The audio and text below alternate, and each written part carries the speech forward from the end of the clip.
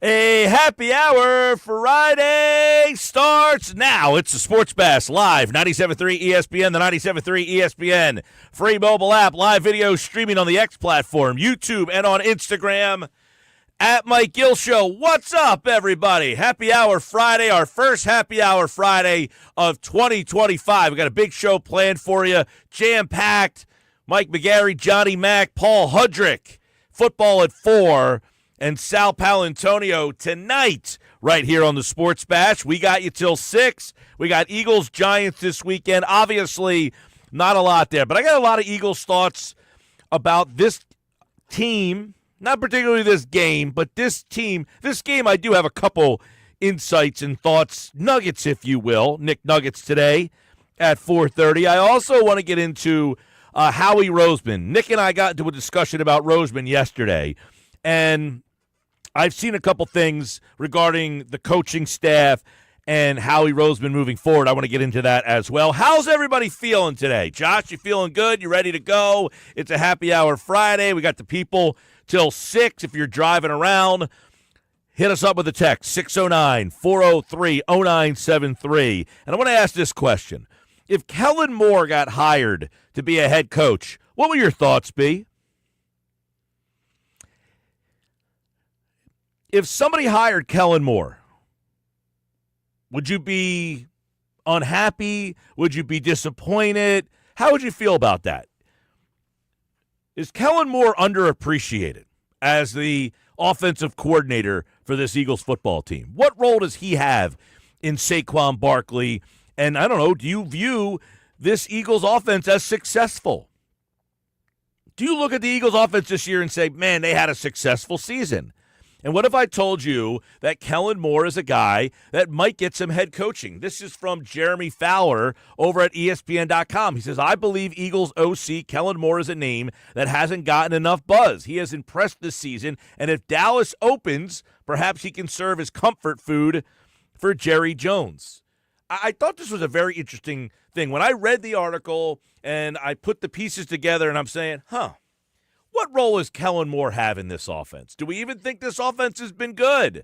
Has it been great? I mean, you have Saquon Barkley going for history or had the potential for going for history. But do we view Kellen Moore as an untouchable?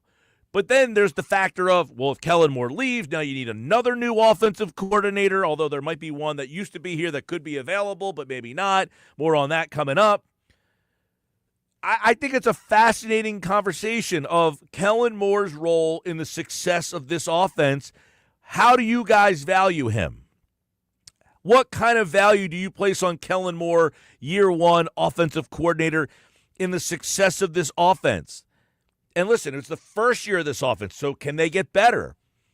With Kellen Moore in year number 2, he's going to have essentially the entire offense back next year. When you take a look, I don't want to look at offseason, big picture, any of that stuff just yet, but when the Eagles go into free agency in the draft next year, they're not going to have to do a lot of focus on the offensive side of the ball.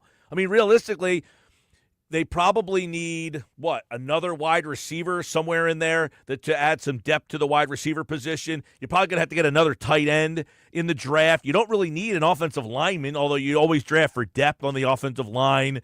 Mekhi Becton might – I would imagine Becton is the one guy on the line that might not be here next year. He is a free agent, and he's an interesting one. That's a whole offseason conversation, but the offense next year should be almost identical. Nothing different at all. So the only thing that could be different is if Kellen Moore gets hired. So do we think Kellen Moore could get hired, and how would we feel if that happens? I really, is Kellen Moore underappreciated? Are we not looking at Kellen Moore enough as, man, they cannot lose this guy? We know the story. How many different offensive coordinators have been here? Do you want Kellen Moore because you love Kellen Moore and you think he's been so innovative and great? Or do you just want to keep the continuity? Or, like everything else in this world, we want to see what's behind door number 2. Send someone else here to create an offense. 609-403-0973. 609-403-0973. That was Jeremy Fowler at ESPN.com. for their latest buzz in the offseason, stuff that they think is going to happen. He says Kellen Moore's name's not getting enough buzz. Hey, Jeremy Fowler, stop putting it out there then. I don't want to see any buzz. Look, quite frankly, I don't know what to think of Kellen Moore. Has he been great? No. Has the Eagles' offense exceeded my expectations? Certainly not. Saquon possibly has. It's a weird dynamic here. But I don't want to see them have to bring another. I don't need to see what's behind door number 2. Get me the continuity with this offense, the same coordinator, the same quarterback, the same receivers, the same line, the same running back, and do it again next year. But Kellen Moore, what do you guys think? 609-403-0973. Welcome. Mike, I look at Kellen Moore as being less if he's good or great and more about what you just said, continuity. I think the continuity is actually more important than the job he's done this year, which, by the way, I think he's done a solid job, not a great job. I'm on the other side of Jeremy Fowler. I think the reason why he hasn't gotten more buzz is because I don't think Kellen Moore has done a great job. I don't think teams look at the Eagles and say, boy, their offense is clicking because of Kellen Moore. I think a lot of people look at the Eagles' offense and say, Kellen Moore is getting out of the Eagles' offense what he's supposed to get out of the Eagles' offense. I think Kellen Moore has made some huge mistakes this year at play calling at times. But I also think he deserves credit for correcting those mistakes in games and getting the team back on track. Yeah, I mean, listen, has he been perfect? No, I think if I said, what is your thoughts on Kellen Moore? This is a team that is having a historic year from a running back. They are on pace, they're 13 wins. If they win this week, it's funny. So Mosher texted me last night. He said, do I really think the Eagles are going to beat the Giants this weekend? With the Giants playing their starters against the Eagles' backups. And I was kind of like, I don't know that I have any opinion on that. He says, because I guess he was listening yesterday and insinuated that I just basically said the Eagles are going to be 14-3, which I guess I just kind of, in the heat of the conversation, just kind of said 14-3. Look, I think the Eagles will lose the game this weekend, and quite frankly, it's probably smart of them to lose the game because you want the Giants' draft pick to get worse. Correct. Look, the Giants are already going through a miserable season. No need to improve their draft status, lose the game, and have the Giants fall even further down the ledger. I mean, ideally, you want the Giants to end up with a worse draft pick, not get a good quarterback, and then they can fire everybody again and start from scratch. Yeah, I mean, if the Giants win the game, that ends up putting them in a spot where they move down the draft list. You don't want them moving up the draft list. Let them move down the draft list. I think right now they own the 4th pick in the draft. They own the 4th pick right now, yes. Yeah, but what if they win the game this week? They could potentially move to 6. Who knows? I mean, so if I'm Philadelphia, I actually think probably behooves me to lose the game. There's a scenario where they could drop all the way down to 8, actually. Jeez. So, I mean, the Giants were dumb enough to win last week. Well, I mean, that was the bugaboo. To win that game last week, the Giants were just idiotic. And I know it's a lousy. It's a lousy attitude. Yeah, it's a lousy system that allows you or rewards you for if you win a game that's actually a knock against you. It shouldn't be that way. The draft lottery or the draft. The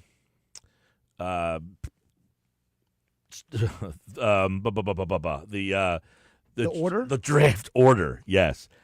The draft order. They're right over there. Maybe should be determined after like 15 weeks.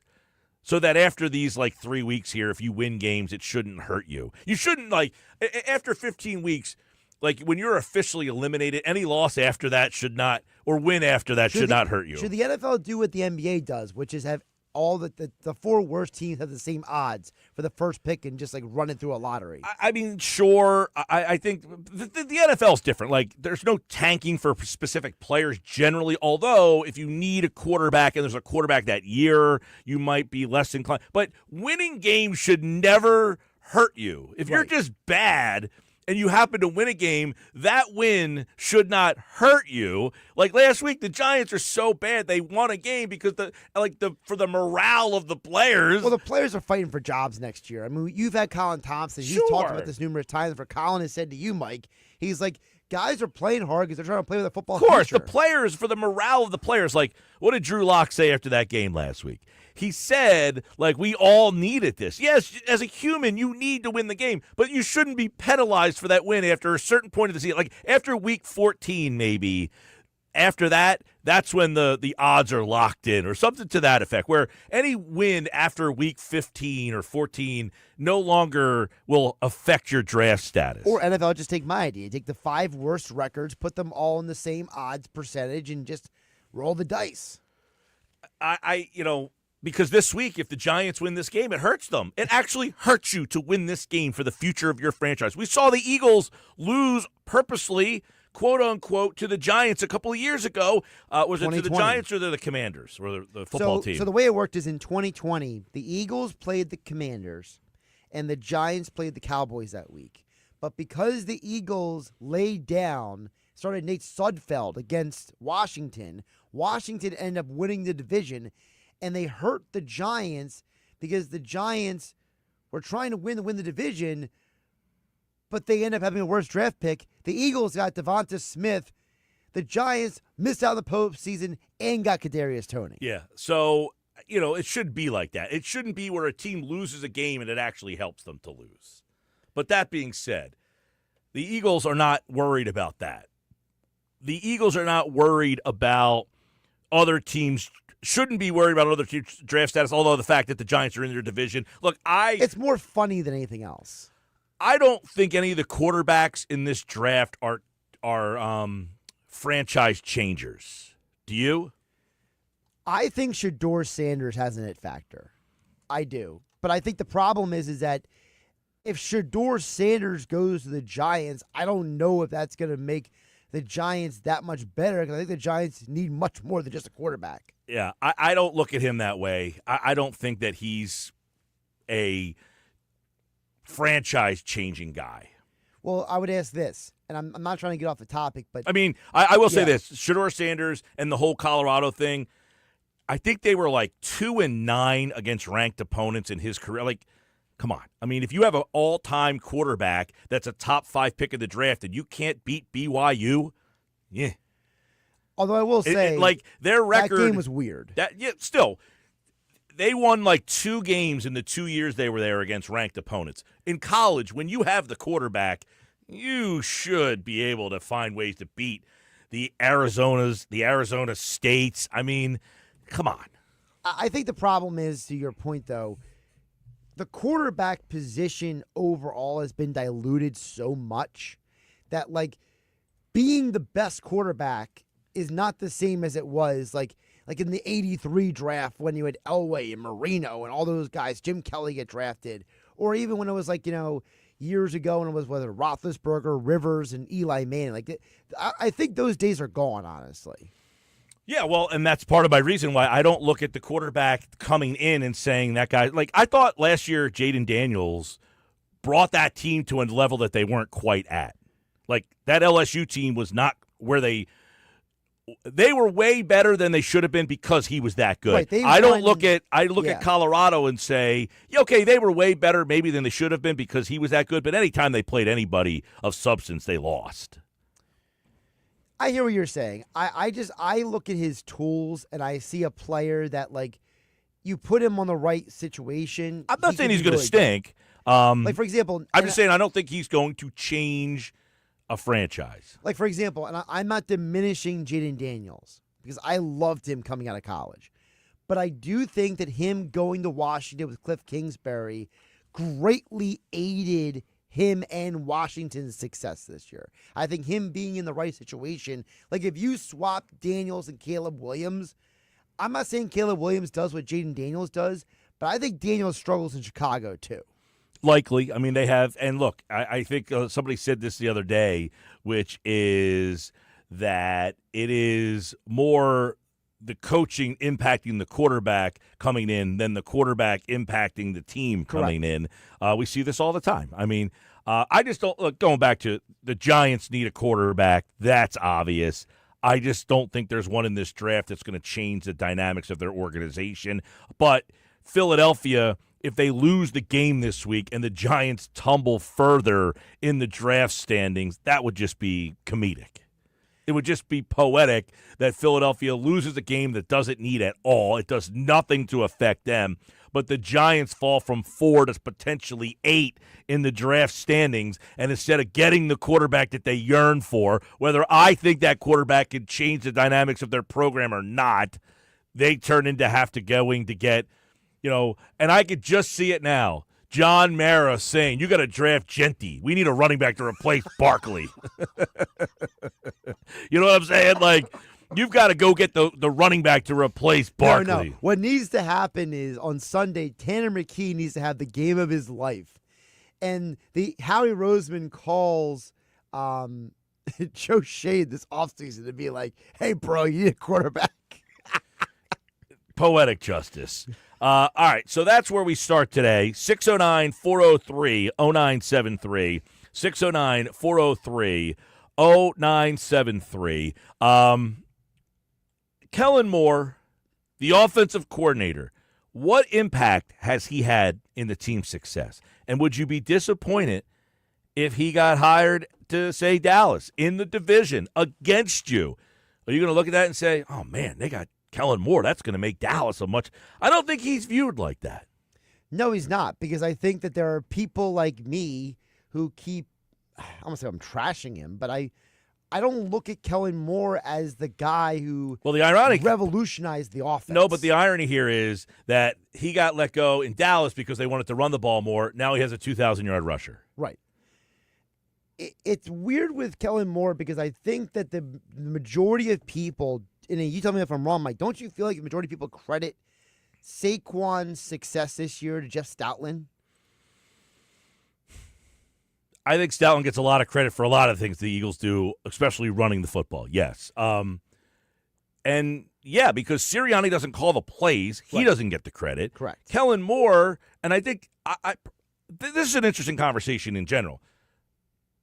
Are we all that impressed with the Eagles' offense? Or do we still look at this offense? I mean, they've got a guy who had an opportunity to break the single-season rushing record. But does that mean that they've had this great offense this year? Would we say we are more disappointed in the Eagles' offense? I know it sounds crazy to have that conversation as they're getting ready to go in the playoffs with potentially 14 wins. I'm not disappointed at all. But I do think that they're doing what they're supposed to do. The offense compared to last year is executing and scoring points at a level that for the majority of the season is what we expected them to do. But they didn't exceed expectations in terms of points or passing yards or anything like that. Yeah, like at the beginning of the year, I would say with A.J. Brown and Devontae Smith and Dallas Goedert in this offensive line and adding Saquon Barkley, you're hoping for a historic type of season from this offense. Now, you almost got a historic running back season. You did. You got the 9th running back in NFL history to run for 2,000 yards. So you did have an historic season.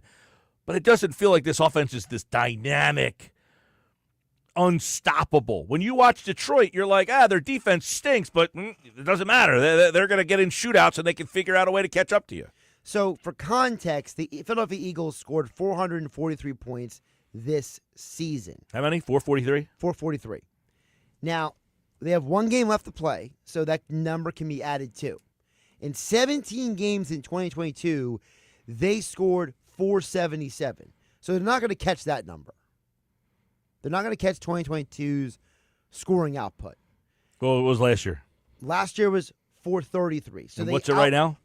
443. So they've already scored 10 more in one less game than last year. So they're better than last year, but they're not at the level they were in 2022 in terms of points scored. So they're good. This is not a great offense. It's a good offense. It's not a great offense. Do we all agree on that? Is if they lost Kellen Moore, though, would you be disappointed? Now, here's a wild stat for you, Mike. Did you know that every year in the Nick Sirianni era, the Philadelphia Eagles have scored over 400 points every season? In the Doug Peterson era, they only did it once. Well, there you go. 609-403-0973. Man, that Nick Sirianni stinks. Well, he doesn't call the plays, so don't give him the credit. 609-403-0973. ESPN's Jeremy Fowler says He thinks Eagles offensive coordinator Kellen Moore is a name that hasn't gotten enough buzz. He has impressed this season, and if Dallas opens, perhaps they can serve as a comfort food for Jerry Jones. And that, of course, is because he was the offensive coordinator there, and possibly Jones says, hey, I know the guy. He was in the NFC East. I can hurt the Eagles by taking him away.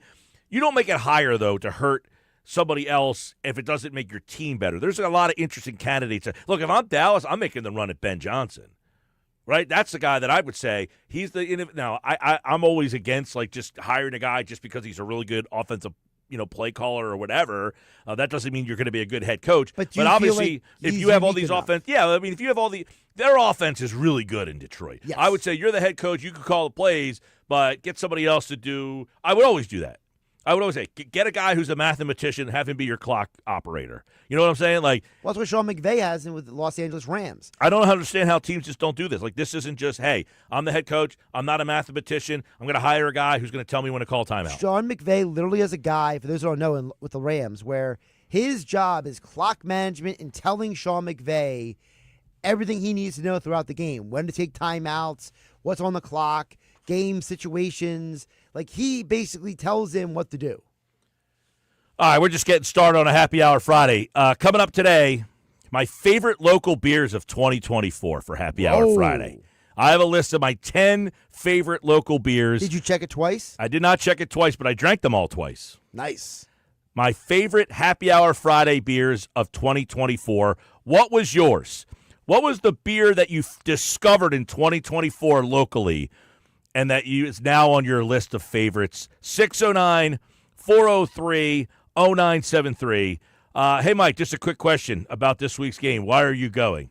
Oh, we got tickets for my girlfriend's son a while back, and we're taking him. He's never been to an Eagles game. Can't you just go to I'm not the guy who, you've listened to this show long enough. I'm not the guy who goes to the game and cares about whether they win or lose. Do I want them to win? Yes. I go to games for the experience. I don't care that Jalen Hurts is playing or not playing. I just love being in the stadium. If you don't love being in a stadium and you only go because of who's playing or not, you're not the fan you think you are. You know what I'm saying? I go because I love being in the stadium. But, yeah, we got the tickets a while back and decided this is the game we're going to go to. There are a lot of things coming up. Can't go every weekend. This was a weekend that was open.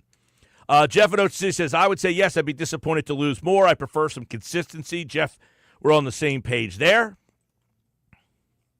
609-403-0973. Tom and Cape May Courthouse says, great show as always. Thank you, Tom. He says, on draft conversation, NBA draft is an example. Hard to explain all the math via text, but visualize 6 blocks of 5 teams. Each year, those teams rotate into first, second. Yeah, I've seen the wheel idea there. Don't love it. I like the organic nature of a season kind of happening, but, no perfect way to fix it. All right, 223. Text in 609-403-0973. It's a Happy Hour Friday.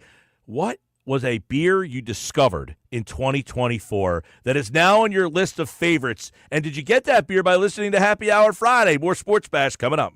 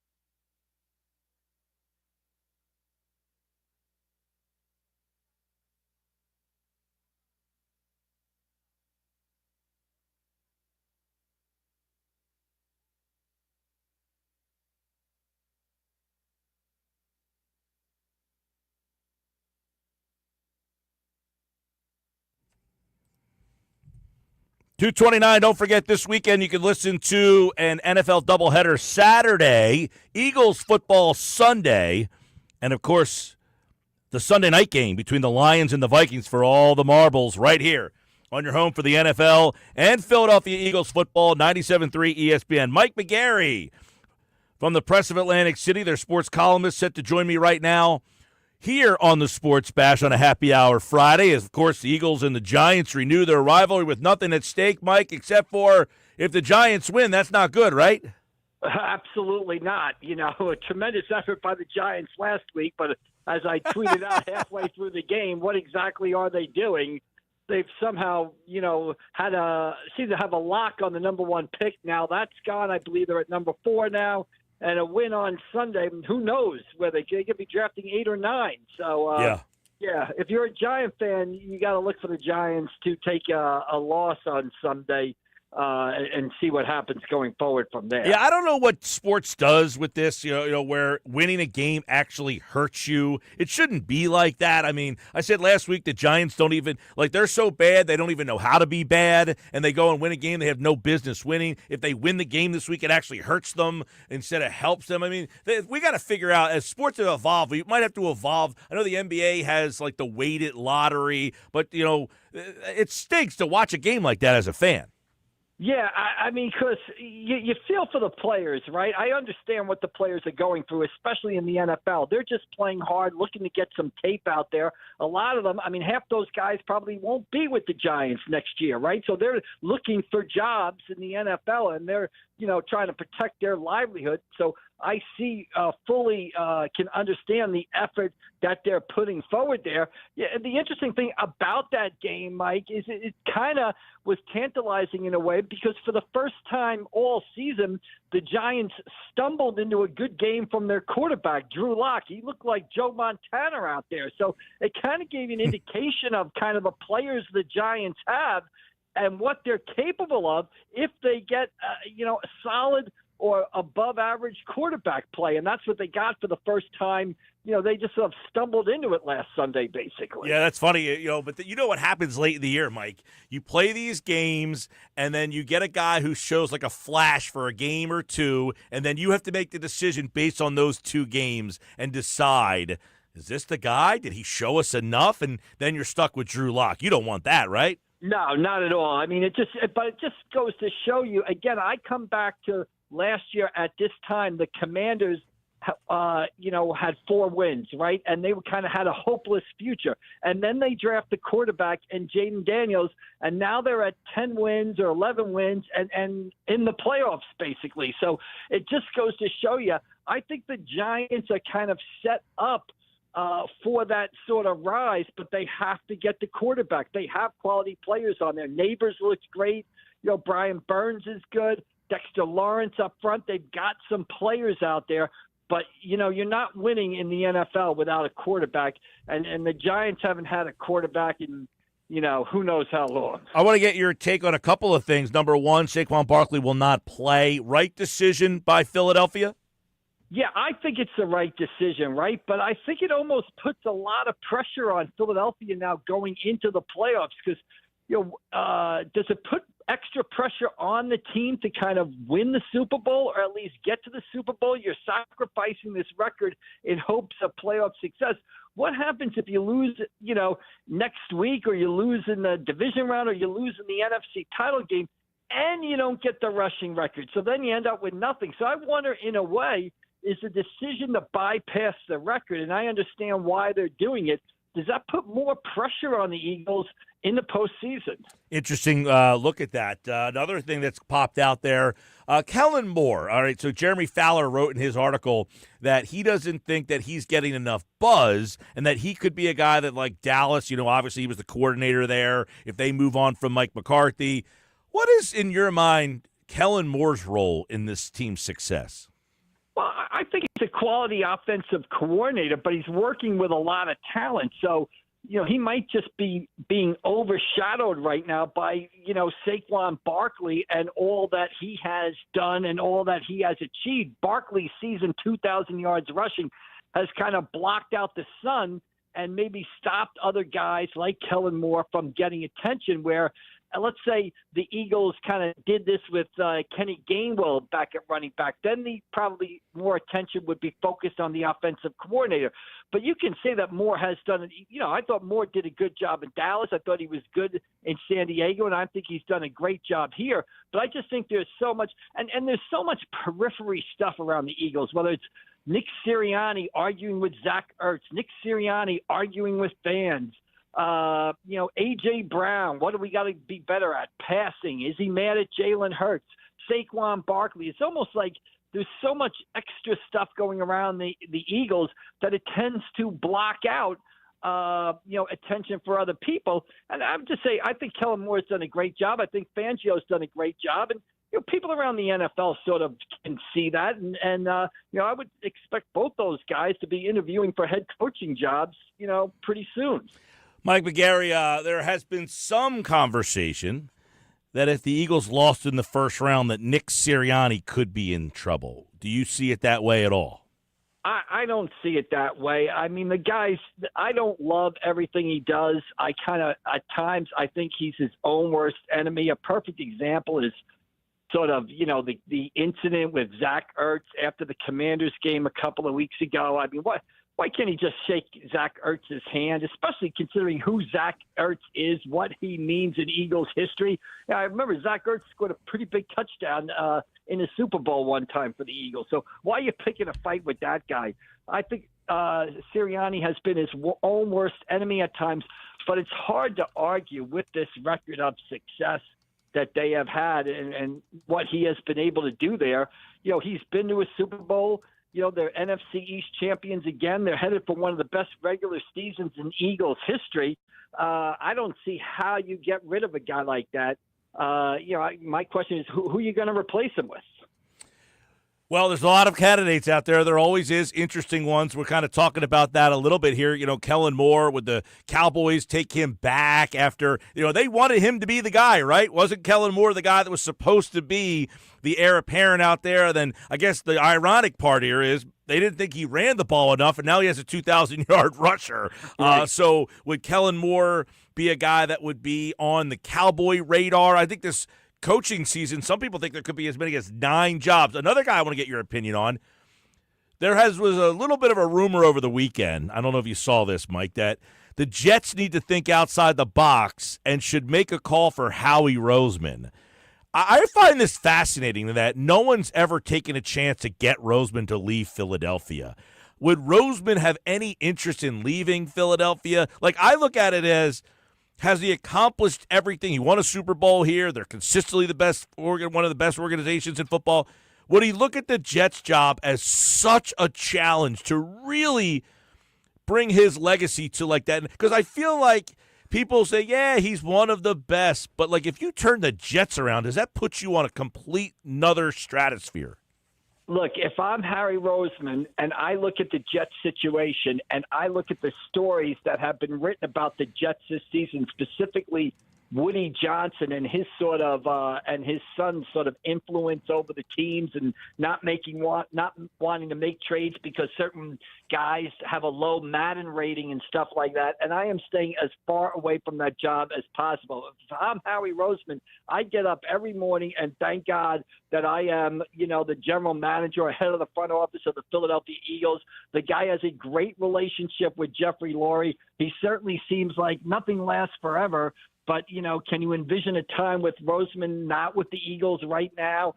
He seems as secure as any executive in any sport. I'm not giving that up to go join the circus that is the New York Jets. Yeah, I get all that part of it. But, the competitive nature of people at that level, Mike, sometimes you want a new challenge and you want to say, I'm the guy who was able to overcome all of that stuff. No?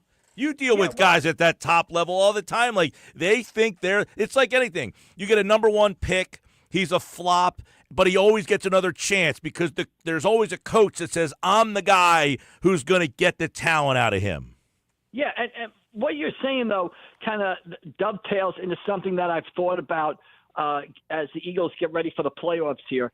To me, Howie Roseman, his job in Philadelphia is not yet done. They really need a second Super Bowl win to sort of solidify this era. And I think it's kind of be disappointing if the Eagles don't come away with a Super Bowl win this year or next year. They have had a lot of success the past couple of years, even going back to the start of the Andy Reid era. But they only have one Super Bowl to show for it.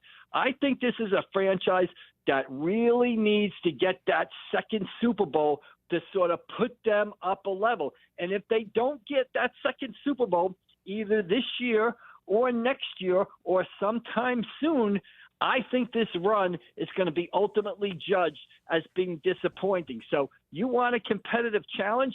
To me, it's to get that second Super Bowl for the Philadelphia Eagles. Because remember, Mike, the Eagles, the Dallas Cowboys have 5. The Giants have 4. The Commanders have 3. The Eagles only have 1. Historically, the least accomplished team in the NFC East. This team, to sort of solidify what they've done under Roseman the past couple of years and under Sirianni and under Jeffrey Lurie, they need a second Super Bowl. If not, I think they're a disappointment. Yeah, I tend to agree with you there. I talked about this. We have this quirky stat that the NFC East has not had the same champion in now 23 years. And in that time, Philadelphia has won the most of them. So they have been the dominant team in the East, yet still only have the one Super Bowl to show for it, even though they're probably, in the last 25 years, the best organization in the East. Would you agree with that? Yeah, I would say they've been the most consistent. They've been the most winning organization. But again, that elusive Super Bowl, I really think they need another one. They proclaim themselves the gold standard. They're well run. They're there every year.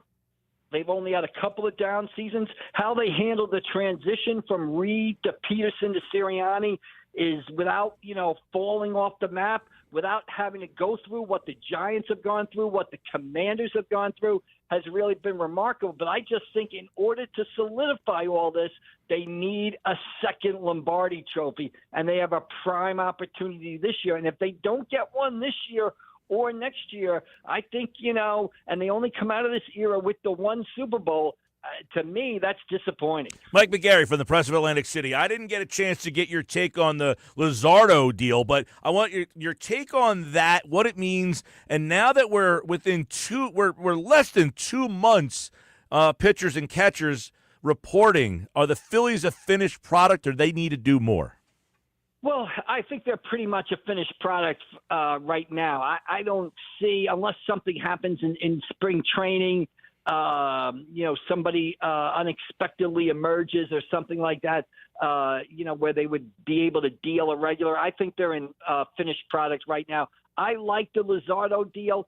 Look, I liked what they've done so far in the off season. They've taken sort of low risk, high reward deals. They're banking on guys like Luzardo, Kepler, Jordan Romano, guys who have had a track record of success but are coming off some injuries. And they only have 1 year, or in the Luzardo case, 2-year commitments to them. Luzardo can pitch. He can throw the baseball. And if you're going to slot him in at a number 5 starter, to me, the Phillies, if they stay healthy with Wheeler, Nola, Ranger Suarez, Christopher Sanchez, and Jesus Luzardo, if those 5 guys stay healthy, now relatively healthy. I know they're going to miss a start. I know some guy's going to go on the injured list for 2 weeks. I know some guy might be out 3 weeks. But if those 5 guys can each make at least 25 starts this season, I think the Phillies might have the best starting pitching staff in baseball. And in the regular season baseball, starting pitchers win you games. Yeah, and you got Painter on the horizon as well, so keep that in mind. How does he factor in? But is the offense going to be there when they need them the most? We're getting close to pitchers and catchers. We are almost just about a month and 2 weeks away from when they report down to Clearwater, which is Valentine's Day. Mike McGarry from the Press of Atlantic City, pressofac.com, here on a happy hour Friday, getting us ready for the weekend. Eagles-Giants renew their rivalry at Lincoln Financial Field on Sunday. Mike, thanks, buddy. All right, Mike. We'll see you down the road. Happy New Year. He's back on Monday here on the Sports Bashes. We'll take a look at the Eagles' playoff opponent. the Eagles, Sixers, Flyers, Phillies, weekends, and more. And, of course, you can check out Mike McGarry Monday, Wednesdays, and Fridays here on the Sports Bash. This hour is brought to you by Autumn Lake Healthcare Center's skilled nursing rehabilitation with elite-level care and a warm, vibrant atmosphere. Visit autumnlakehealthcare.com. More Sports Bash on the way. Flyers lost last night. Sixers lost last night. I'll tell you why the Eagles need to try to win this Super Bowl badly. Yes, of course they want to win it. I'll tell you why they need to win one this year, maybe more importantly than anything. That's next. This is a happy hour Friday edition of the Sports Bash on 97.3 ESPN.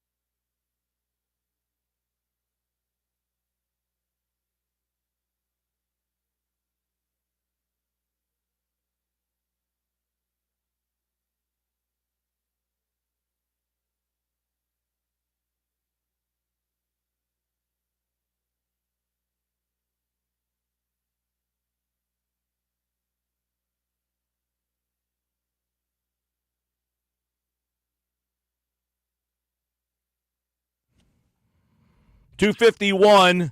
So the Eagles, Mike brought up an interesting point. He said, does this put more pressure on them because of not getting the record that they now have to win this Super Bowl? Well, I would say they have to win a Super Bowl for no other reason than, man, their schedule next year is going to be brutal. They have matchups against 10 potential playoff teams.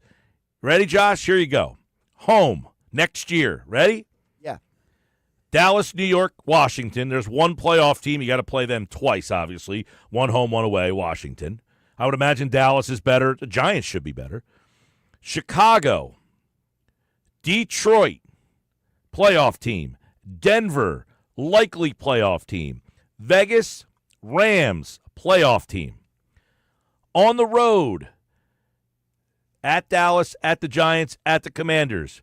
Green Bay, playoff team. Vikings, playoff team. Kansas City, playoff team. Chargers, playoff team. Buffalo, playoff team. Tampa Bay or Atlanta, whoever wins the South, you'll play them as well. Playoff team. That is a pretty difficult road schedule next year. At Green Bay, at Minnesota, at Kansas City, at the Chargers, at Buffalo, and possibly at Tampa Bay again, where you have really struggled. That is 6 games on the road against playoff teams, 7 with Washington. It's definitely going to be daunting. I do think, though, that sometimes when we do look ahead, when we get to some of those games, we realize that maybe some of those matchups are not I get it. what we Like, if you thought. looked at the schedule this year and you said, okay, Washington, they're generally not very good. So, yes, there are teams that I think can change. But, man, I do think Kansas City's going to be good next year. I think Buffalo's going to be good next year. I think Green Bay will be good next year. I think Detroit will be good next year. I think Minnesota should be good. Like, how many of the teams do we see? I know it's so hard today as they're in the moment because you would say the same thing last year. Right. But I think a lot of those teams are new teams. Like, we've got a lot of new teams that have pushed some of the old teams out into the mix. The good news is some of those teams you mentioned, they are going to be the ones that are in Philadelphia, like Detroit and Denver. I think that does soften the blow. Yeah, because, but the 6 games I just gave you, they were all road games. Minnesota, Green Bay. well, the road games, yeah. The home games, Detroit. Denver, the Denver. Broncos. Denver's like a lower level playoff team, but I think that team's getting better. But that's a road environment you do not want to deal with. Yeah, going to Detroit's not fun. But you take a first look at the Eagles' 2025 opponents. It appears to be extremely difficult. So, yeah, okay, maybe I'm a playoff team next year, but maybe I'm like a 10-7 team or 11-6, as opposed to, hey, I'm going to get a 2 seed with a great road to getting to New Orleans. That's all. I thought that was kind of interesting when I put that article together today. It's extremely daunting. 609-403-0973. 609-403-0973. I'm Mike Gill. This is the Sports Bash coming up. Hey, by the way, later on, and you guys can get involved in this as well, Happy Hour Friday. What was your favorite local beer of 2024? Your favorite local beer of 2024. Coming up, I'll give you my favorite local beers of 2024. And some I'm hoping that you guys give me to look forward to in 2025 on this Happy Hour Friday. But when we come back, Johnny Mac is in the house. Is Nick Sirianni safe? I'll explain next.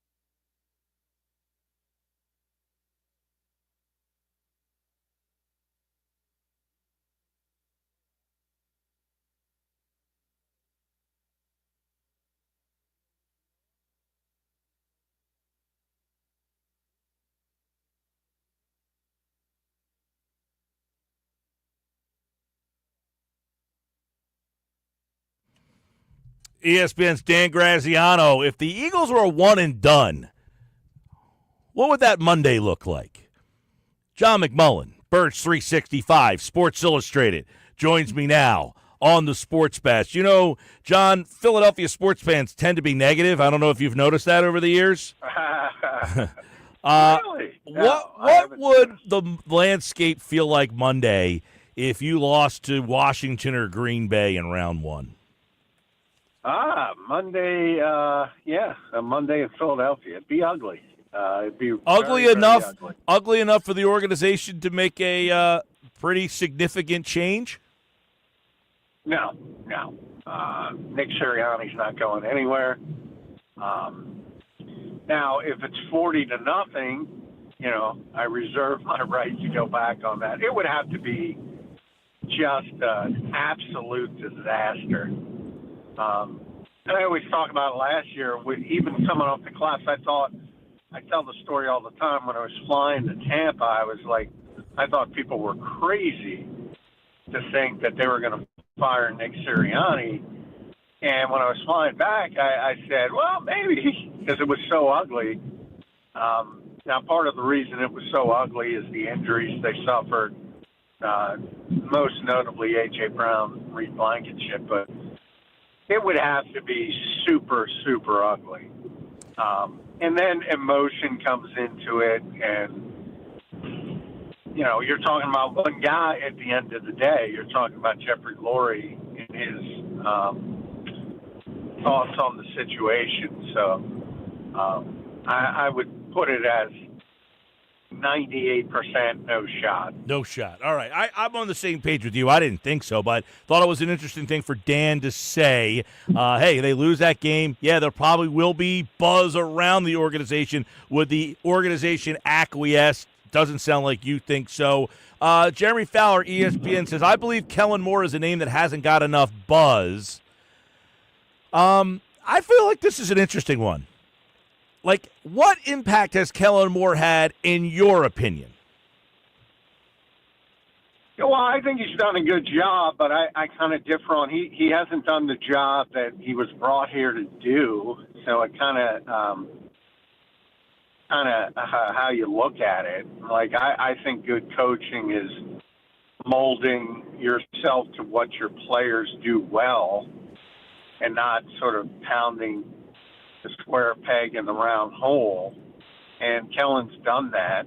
But, the hope was when they brought Kellen Moore here was that the offense would evolve and they would be, all the talk, Mike, about the motion and scheming people open and all that kind of stuff, which hasn't materialized. And they've actually gone back to more of an old school run the football, play defense, which Philadelphia in theory likes. But that wasn't what was advertised when Kellen was coming into this situation. So I think he's done a good job. I think he looked at the quarterback he had, just as Nick Sirianni did before, and Shane Steichen and Brian Johnson, and built the offense around the quarterback. And it's been successful. But it wasn't what was expected. Right. It wasn't what was expected. That's why I'm like, are we disappointed in the – like, they're having a running back who had an historic season. This is an offense that, has scored a ton of points.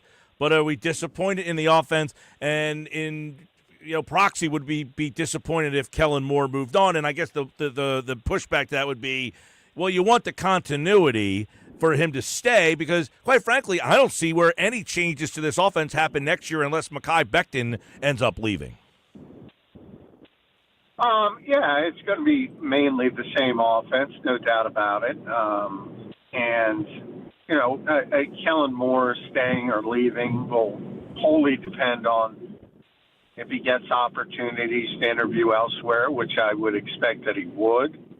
And from there, you got to convince somebody that you should be a head coach in this league. And you got to win the interview. Clearly, Ben Johnson's going to be the hot candidate, and he's going to be the first guy that people want. And then from that standpoint, it sort of But I do expect Kellen to get some interviews because the Eagles are a good team, and that's generally what happens. Yeah, it's funny because that would be how many different coordinators for Jalen? I almost feel like it's not because you think Kellen's done this great job. It's just that, hey, you want that continuity and have them together and not have to go through it again. It would be interesting if Shane Steichen got axed, if there would be, the whole Frank Reich, he leaves, he's fired, bring him back. If Shane Steichen was available, that would certainly have people whispering again, wouldn't it?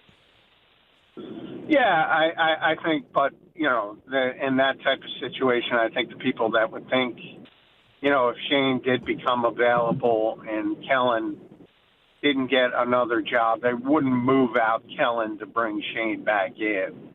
And then you have to see where Shane is in his career and what he wants to do.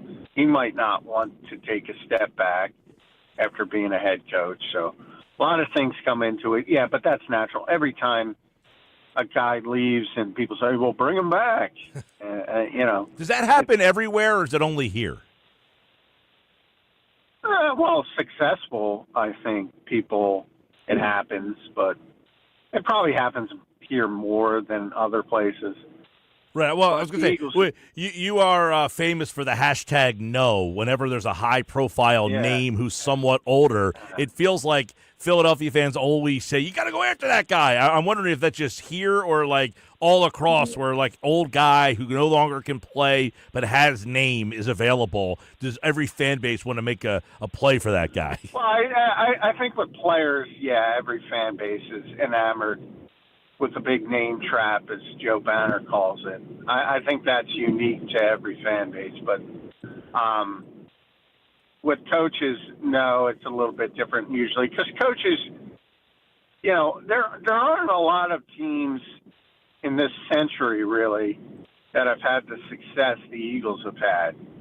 So there aren't really many other cities where a successful guy leaves, fails, and then, people want him to come back just because of the nature of the industry. So I would say the big name trap is always in every city is a thing. But I think it's even in that case, when you talk about players, it's magnified here because the Eagles do, Howie's famous for doing his due diligence on everybody. So it's easy for any sort of national guy to say, oh, the Eagles are interested in insert name because Howie's going to make that call. And then when it comes out that Howie made that call, you can say, see? Yep.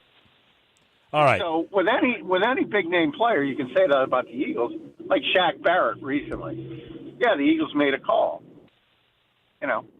Well, how realistic was it? Not that realistic. John McMullen, Birch 365, Sports Illustrated here on the Sports Bash. You brought up Roseman. There was a wonky story over the weekend that suggested that the Jets would go outside the box, or should go out, not that they will, but they should go outside the box and make a run at Roseman. Now, the obvious connection is Mike Tannenbaum is there helping with this search.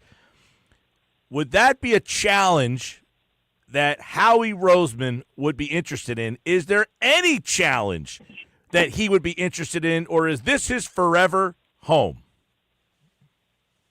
Well, I don't think anything's forever in this league. I mean, he's only 48 years old.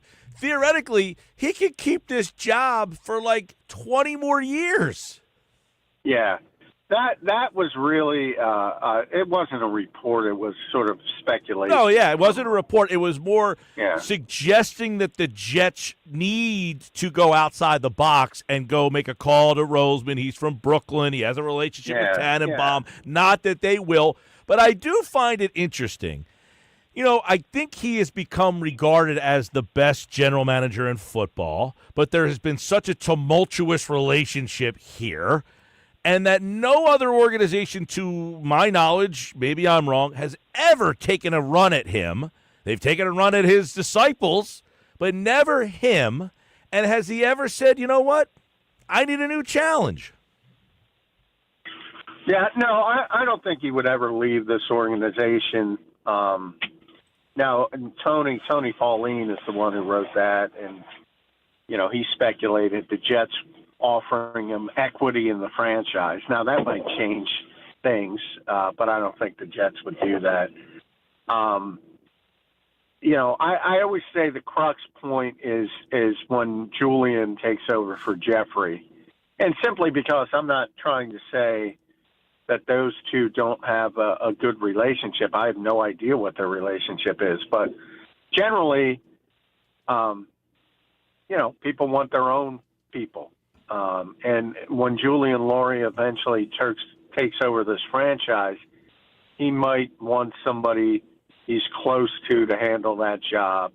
But as long as Jeffrey is here and he's healthy and he wants to run it, I don't think Howie's going anywhere. Yeah, I mean, I think that would be the one interesting dynamic in my mind is at what point do you just say, you know what? I want a new challenge. I want to take the worst team, the worst thought-of franchise, and show that I'm the reason. You know what I'm saying? Like, I don't know. What is his perception around the league? I think it's pretty high, right? I mean, he's very well regarded around football, but it almost feels. Oh yeah. You know what I'm saying? Like, if you turn the Jets into a winner, that puts you on another stratosphere. Yeah, I always talk about Theo Epstein in baseball. Think about the legend he became by ending two curses. Not only did he end the Boston Red Sox curse, then he went to Chicago and ended the Cubs curse. And now he's in that industry. He's a legend. So there could be something to that challenge, but Howie doesn't have 6 Super Bowls. He's got 1. True. And he's built a very successful team, pretty consistent, as I said, this century. And really it's, the 2.0 version, I like to call it, of Howie Roseman has been very good. But there's plenty of challenges left in Philadelphia for him. All right, the challenge this week is obviously not a challenge. They don't need this game at all to beat to play the New York Giants. Whether they win or lose, nothing really changes here for them. But obviously, they have the big picture, the 4 games moving forward here. Where is Jalen Hurts currently? I know there didn't seem to be an update. By their not having an update, do you start to look at that a little closer? No, I think the Eagles are slow playing it, and this is a sort of a political football in the NFL because of the concussion protocol, and there's a lot of people who, I don't. It's a very strange subject because there's not a lot of definitive answers, and everybody hates to admit that. It's not, a concussion. Is going to be different from Mike Gill than John McMullen or anybody else. Everybody's unique in how they get through it. And then from a player's perspective, it's easy to sort of slow play the protocol if you want to. You just report symptoms. And the Eagles don't want them to play. So all of this sort of conflates into this perfect storm of uncertainty. But the bottom line is they didn't want him to play this week. If he's not on the practice field Wednesday of next week, then you can start to panic. I expect him to be there. I expect him to be cleared on Wednesday of next week.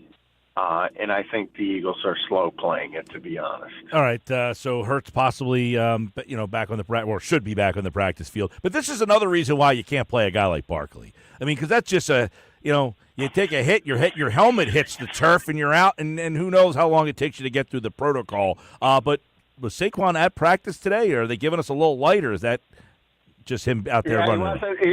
He wasn't practice. Come on, man, come on. I threw a picture out there. My buddy Martin Frank wrote, he's at practice. So is the offensive line. He's not playing. Did you I'm see sorry, the guys. offensive line trying to put together a way to get back on the field? Did you see that video? No. It was They're Landon Dickerson and Jordan Mailata trying to comprise a plan that they would go out in the field, force Sirianni to call all 3 of his timeouts, and then not come back off the field after he ran out of timeouts. yeah. This they're was not legitimately them, unless it was AI generated, but this was them legitimately saying, look, okay, we're going to go out there, we'll make them call timeout, we'll make them call timeout again, we'll blow through the timeouts, and then we'll stay on the field, and then he can't call timeout, and then they mentioned something about if the ball was on the wall. It was a pretty funny thing of them trying to figure out a way to get back out there. I didn't see it. They're not playing. Saquon's not playing. Tanner McKee's starting. The offensive line from left to right is going to be Fred Johnson, Tyler Steen, Nick Gates, Jack Driscoll, Darian Kennard. So McKee is starting? Yeah, he's going to start. Okay. Kenny did not practice as well today. Here's a McKee question for you then. Can McKee be a Kevin Cobb and get himself enough value that some team is so desperate? Sure. I mean, I think. Well, I think Kevin Cobb had.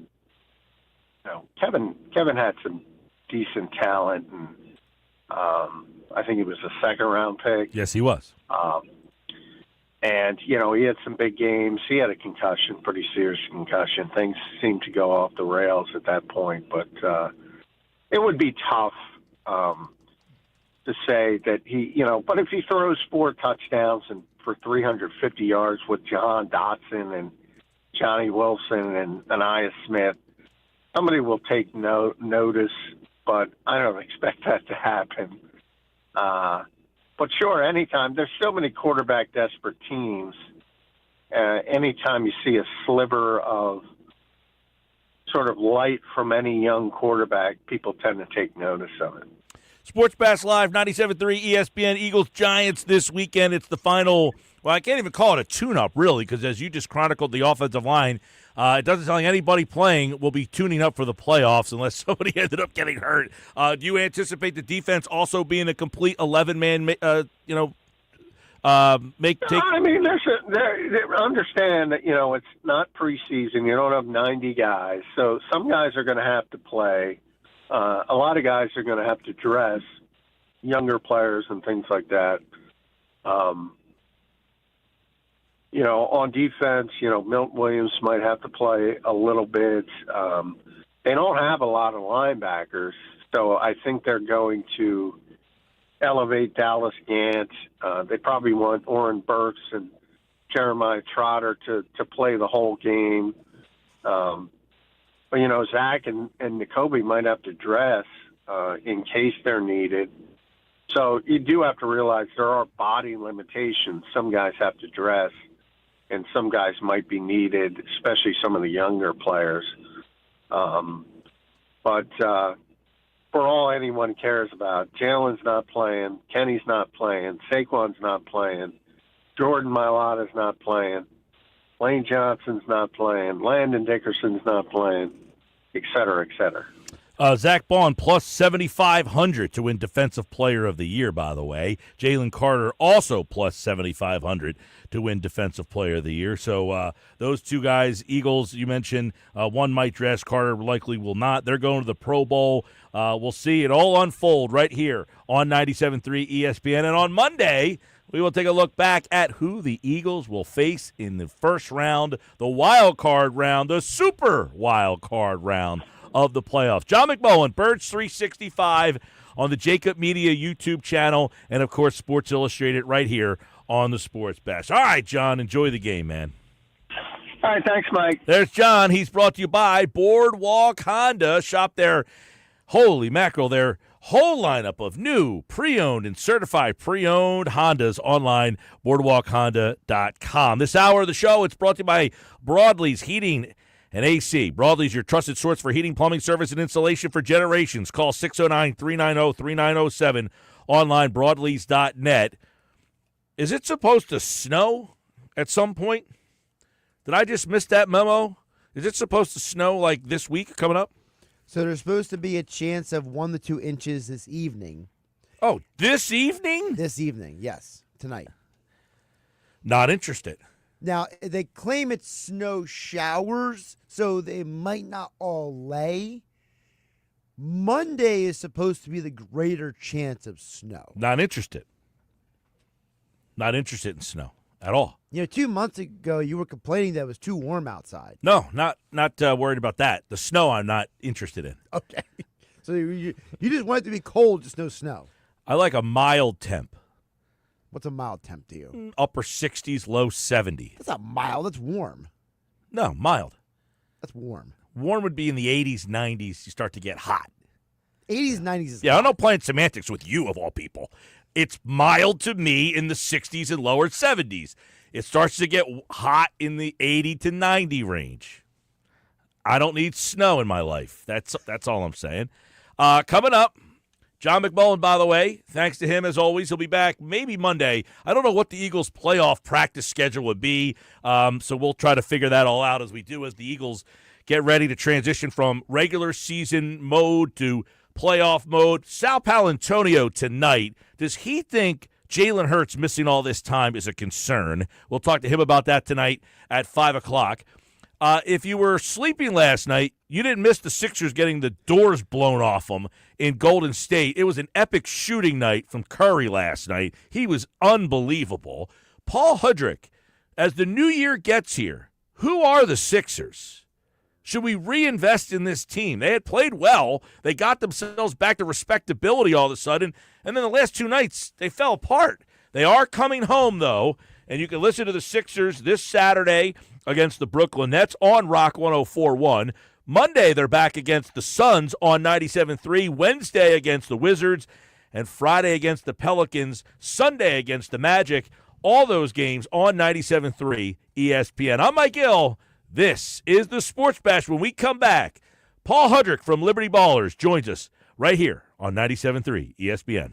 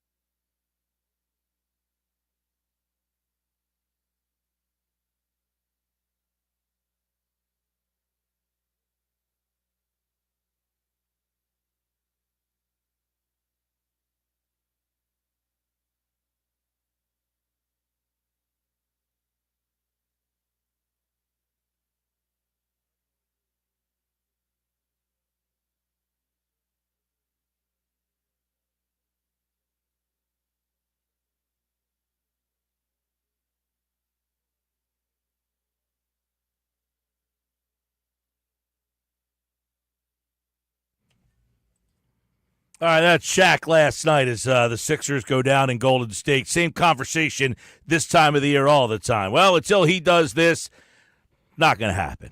Shaq, you know this by now. He's not changing the player that he is. And quite frankly, the Sixers, I don't know if they want him banging down low with that knee problem. This is the problem that you have. Who are the 2024-2025 76ers as we flip the calendar to 2025? Is there reason for hope? Should we be invested in this team? It looked like they were turning the page a little bit, and then all of a sudden, the last two nights, the other night against Sacramento, they had that game won, had a total meltdown. They're a game behind the Bulls right now for the final spot in the play-in tournament. They're a game and a half behind Detroit. They're 2 games. They're going to get into the playoffs as long as they're healthy. And I think, obviously, Joel Embiid's health is a huge part of that. And when they play together, they seem to be pretty good. But now that we have flipped the calendar to 2025, who are the Philadelphia 76ers? Let's take our first look at this Sixers team for 2025, which was supposed to be a season that we were all excited about and ready to go. Christmas Day is the start of the NBA season for many. The Sixers won on Christmas Day. They went on the road and beat the Celtics, and it looked like, hey, maybe things are turning around. And then the last two nights happened, and you're thinking, oh, my gosh. Paul Hudrick's back from Liberty Ballers. Happy New Year, bud. I don't hear you. I do not hear him. We will try to get him rocking and rolling. He's got something going on in his side that he's getting put together here in a second. And we will, you take a look at this Sixers team last night. They just were never competitive in the game. The Sacramento game, you can look at late at what was going on in that game and think, man, that was just a terrible way to lose that game. Paul George ends up fouling out of the game. It looks like, this team is starting to come together. And then all of a sudden, it is unfortunate that you're looking at a team that you're still asking questions about. You heard what Shaq said. He's like, I don't know what Joel is. And it seems like Shaq has this premonition. Well, I did hear something there. I heard something from Paul. And, I kind of hear you. Are we good? No? I got you. I got you. Sorry about that. I don't know what that was about. Yeah, well, Happy New Year to you. Same to you, Mike. So let's start with the new year and the Sixers. Up to this point, if people haven't been watching, they've looked at the box score, saw the record, and said, who is this team now? It's a great question. I think it's a question that they don't fully have the answer to yet because they just really haven't had enough of what they thought they were going to have when the season started to kind of have a complete picture of it. Joel Embiid being in and out of the lineup, Paul George being in and out of the lineup, and then him and Joel Embiid seemingly not quite connecting to the level that you would hope they would, which again, I don't think that's something Joel is doing wrong or something Paul George is doing wrong. I think it's just they haven't played a lot. And so you see the chemistry with Joel Embiid and Tyrese Maxey, right? That 2-man game when they have it cooking, it's great. And the offense really hums when they're both playing like that. Him and Joel Embiid and Paul George need to get to that level. I think the one thing that's stuck out as far as positives go is their defense. I think when they are all healthy and clicking, you can see the makeup of this team defensively. Last night it took a hit, and look, last night was a disaster. I think you can't overreact to that one game. I won't even get into it, but the scheduling is insane when you have a Warriors team sitting at home for 2 days waiting for the Sixers to play the next night. It didn't make any sense. But anyway, they're a team that defensively, I think what Nick Nurse wants to do is he wants to force turnovers. He wants to put pressure on opponents and get them out of their offense.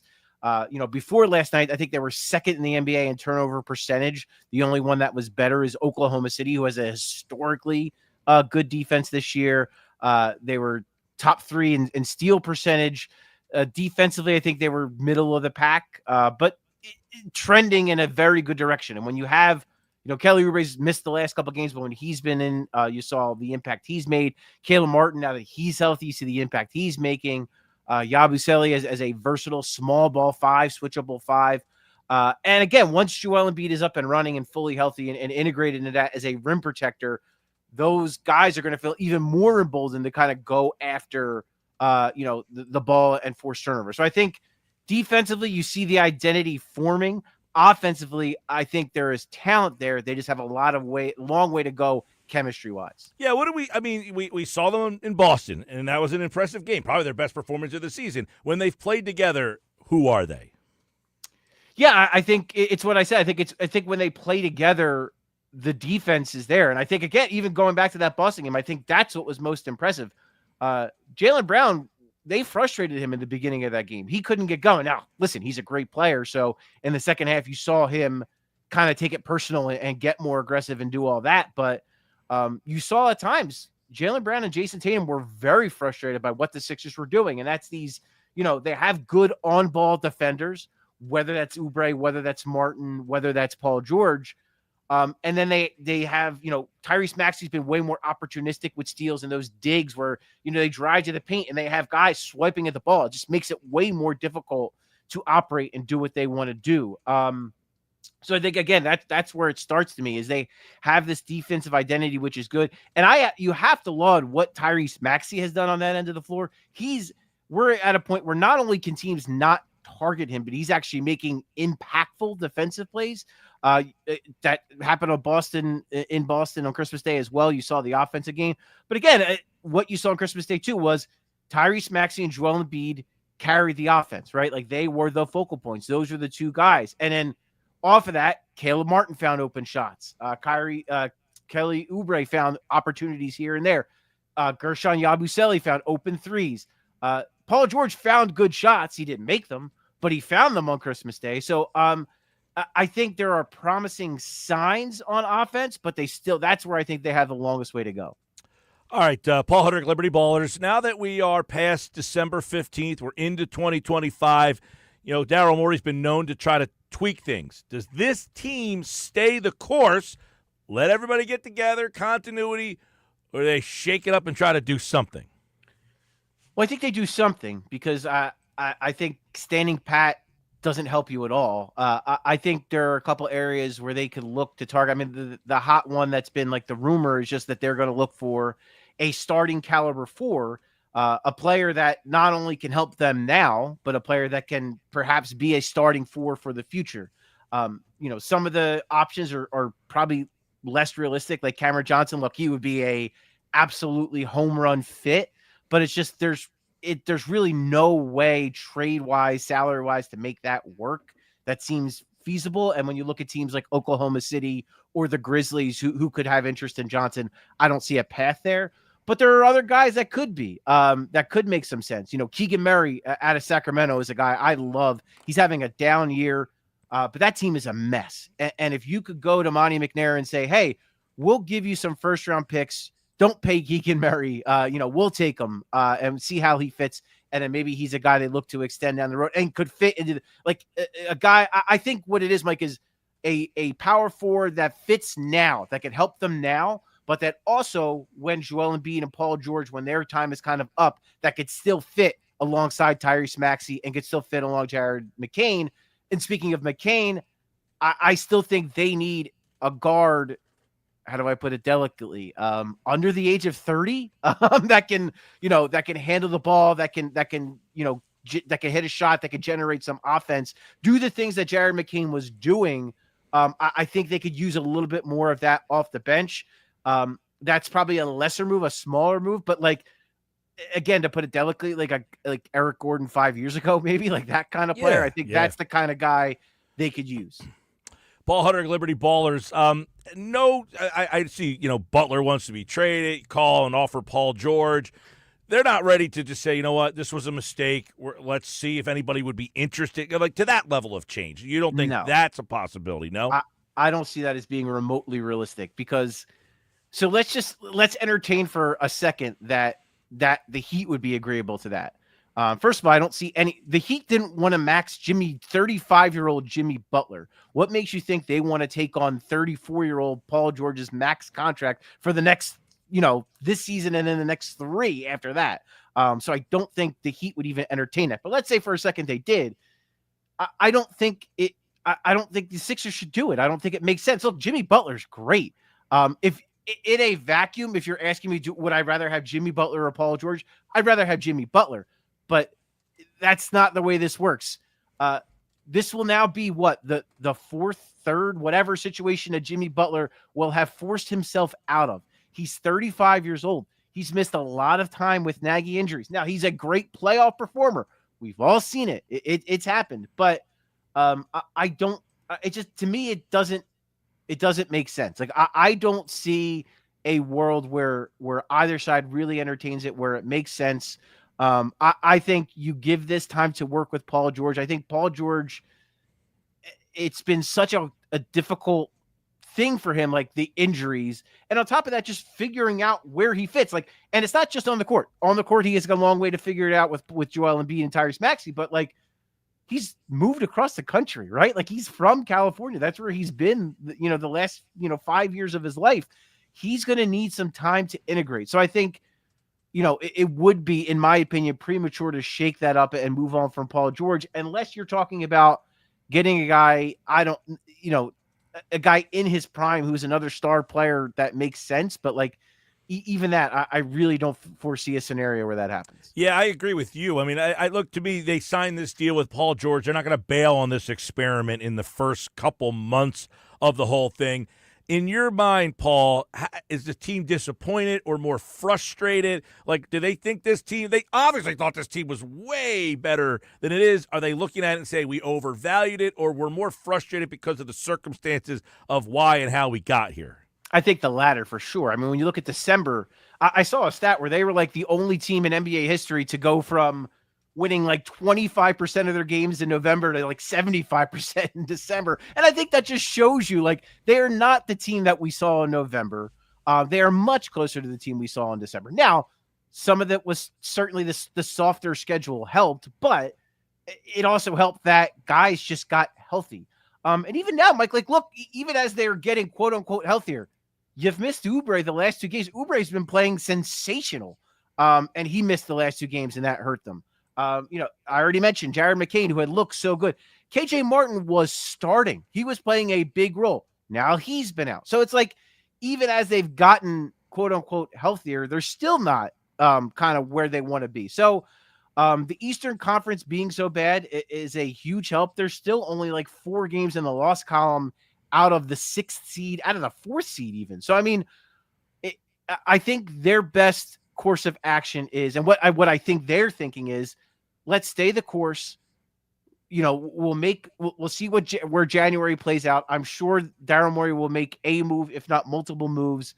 I don't think it'll be a shakeup move, but I could see a significant addition happening for sure. And then from there, you compete, you do your best, and I don't think Boston's great. I don't think they are unbeatable. I don't think this is the 70-something win 74 win Warriors. I don't think they're that level. And by the way, that team lost in the championship. But I don't think there's any team that's like that level of great. Oklahoma City's awesome, obviously. The Cavaliers are playing spectacular basketball, but I don't view all these teams as invincible. That's not to say I think the Sixers have like this great chance, but that's not. I think for them, when you look at to your point, the team they built, I think you see what it looks like when everyone's healthy. You give them the best chance. You let them get some playoff experience together, and then you go from there. Yeah, I mean, did, in your mind, Christmas Day give them like some sort of like, this is who we can be at our best?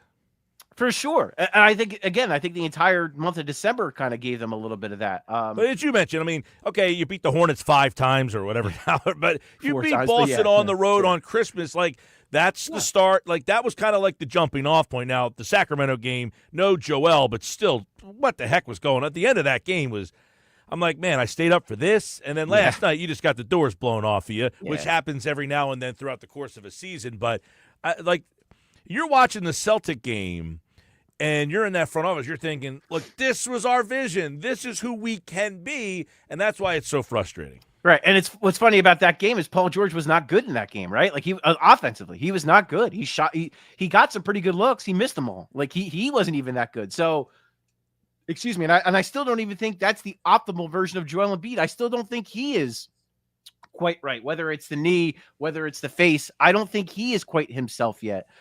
Will he be himself at all this season? I don't know, but I can tell you that he's still not there yet. So I think with all of that, I think, and the other thing too, Mike, like these guys have track records. It's not like we're talking about like Paul George. I get he's 34 years old and people are very quick to write guys off. This is a guy with a track record. This is a 9-time All-Star. Is he the same guy he was when he was like like an MVP candidate in Oklahoma City? No, he's not that guy. But just last year, he shot over 40% from three on a high volume. He was an all-star last year. So no, I don't think he has just fallen off a cliff. I think it's, bad circumstances that have led to him, not being the guy he wants to be. Look at Caleb Martin. People were ready to say Caleb Martin was like this awful, horrible signing. Now look how good he has been. Now you're not going to expect him to hit 7 threes like he did on Christmas Day, but he's been very good throughout this entire road trip. And to your point, they are 3 horrible minutes away in Sacramento from a 4-1 road trip, potentially 5-1 road trip if they win in Brooklyn. So I think there are enough signs that indicate, like this team could still be what we thought it would be. Now, a lot has to go right. They have to have some luck. They've got none so far this season. So if they can get like an ounce of luck and a little bit of health, I mean, there's still some visions that they could be the team they thought they could be. Paul Hudrick, happy 2025. Hopefully the Sixers give us a little fun in February and March and April to talk about here because this has been painful so far. I'm with you. I think they can turn things around. You mentioned where they are in the loss column. They're literally hanging around the 4 seed right now, even though they're 11. So they should get their act together. Joel Embiid, questionable for the game with that ankle, but, I don't know. You never know with him. Every other night they play this week. They play what? They play it's a busy schedule, but no back-to-backs. It's Saturday, Monday, Wednesday, Friday, Sunday. So I would imagine he's going to miss a game or so in there, right? I don't know. I don't know that he would admit because, look, they have – the end of the month is where would they pick to play him in the back-to-back because of the national TV game? Or that would be my guess, yeah. Golden State last night because you're saying, okay, let's go get Sacramento, win that game, and then, Golden State. In fairness, they had that thing. I mean, You're 3.5 minutes left. They got a 9-point lead. They gave up a 15-0. Just don't give up a 15-0 run to close that game. True. And you win it without Joel Embiid. True, so, I mean, to me, that's more like the team guys have to be better. Well, normally so they play the guy on the front end of the back-to-back and sit him on the back. Oh no, it was clear that's and look, it's gonna come up again because guess what? In the middle of this month happens. You have a home back-to-back with Oklahoma City on the front end, the Knicks the next night on ESPN. Which the NBA, what the hell are you doing? Because the Knicks again, it's the same situation. The Knicks have the night off. They're going to be sitting in Philly waiting for the Sixers. So it just makes. It's mind-boggling to me. And then the NBA wonders, why don't people want to watch games? Well, that might be a little bit of an indicator there when you're scheduling these back-to-backs. So, I get you can't eliminate back-to-backs entirely, but, man, there's got to be a little bit more sense of when you schedule back-to-backs and when you put teams on national TV on back-to-backs. Paul Hudrick, Liberty Ballers, Sixers this weekend. They take on the Nets. You can listen to that game on our sister station, Rock 104.1. Paul, Happy New Year, man.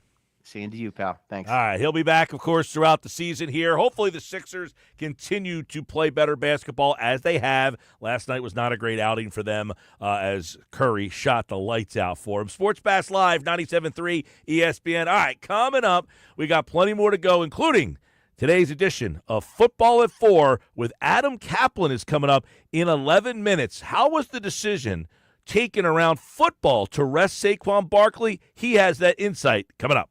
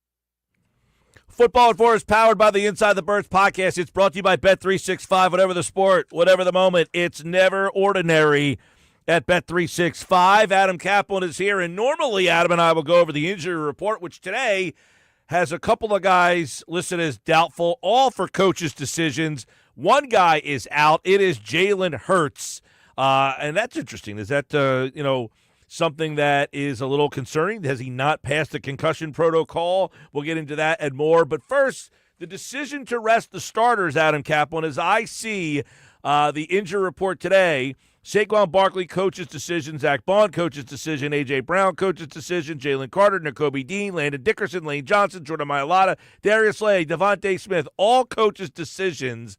How is this coach's decisions to rest the starters, particularly Saquon Barkley, being received around the NFL? So, Mike, we talk about this on our show today on Inside the Birds, which we drop, the show 3 days a week, Monday, Wednesday, and Friday, amongst everything we do with Jeff and I. And what I said this morning is I had a conversation with a former NFL general manager Sunday night. And right before I got off the phone with him, I said, hey, let me ask you a question. Just curious what your reaction and your thought process is, how this would be handled. I said, are you aware of the Barkley situation? He knew about like everyone around the league knows about this, but there are certain things this guy didn't know because he's not following Eagles that closely. This guy works for another team now. I said, hey, what would you do? And he goes, he wouldn't play. There's no chance he would play. And then I said, well, how would you handle it? He goes, well, one thing you're probably not thinking about, but stuff that I think about is this impacts the other 10 players who are starters. Like if you have to play Barkley, you're playing the other 10 players if they're healthy, and that you're just not going to put that kind of risk out. And the way he explained it, I said, it's sort of in the back of my mind, but I don't think like a general manager would. So I said, I totally get that. And he goes, it would not be a conversation at all. He said, it's just no one would want the starters to play.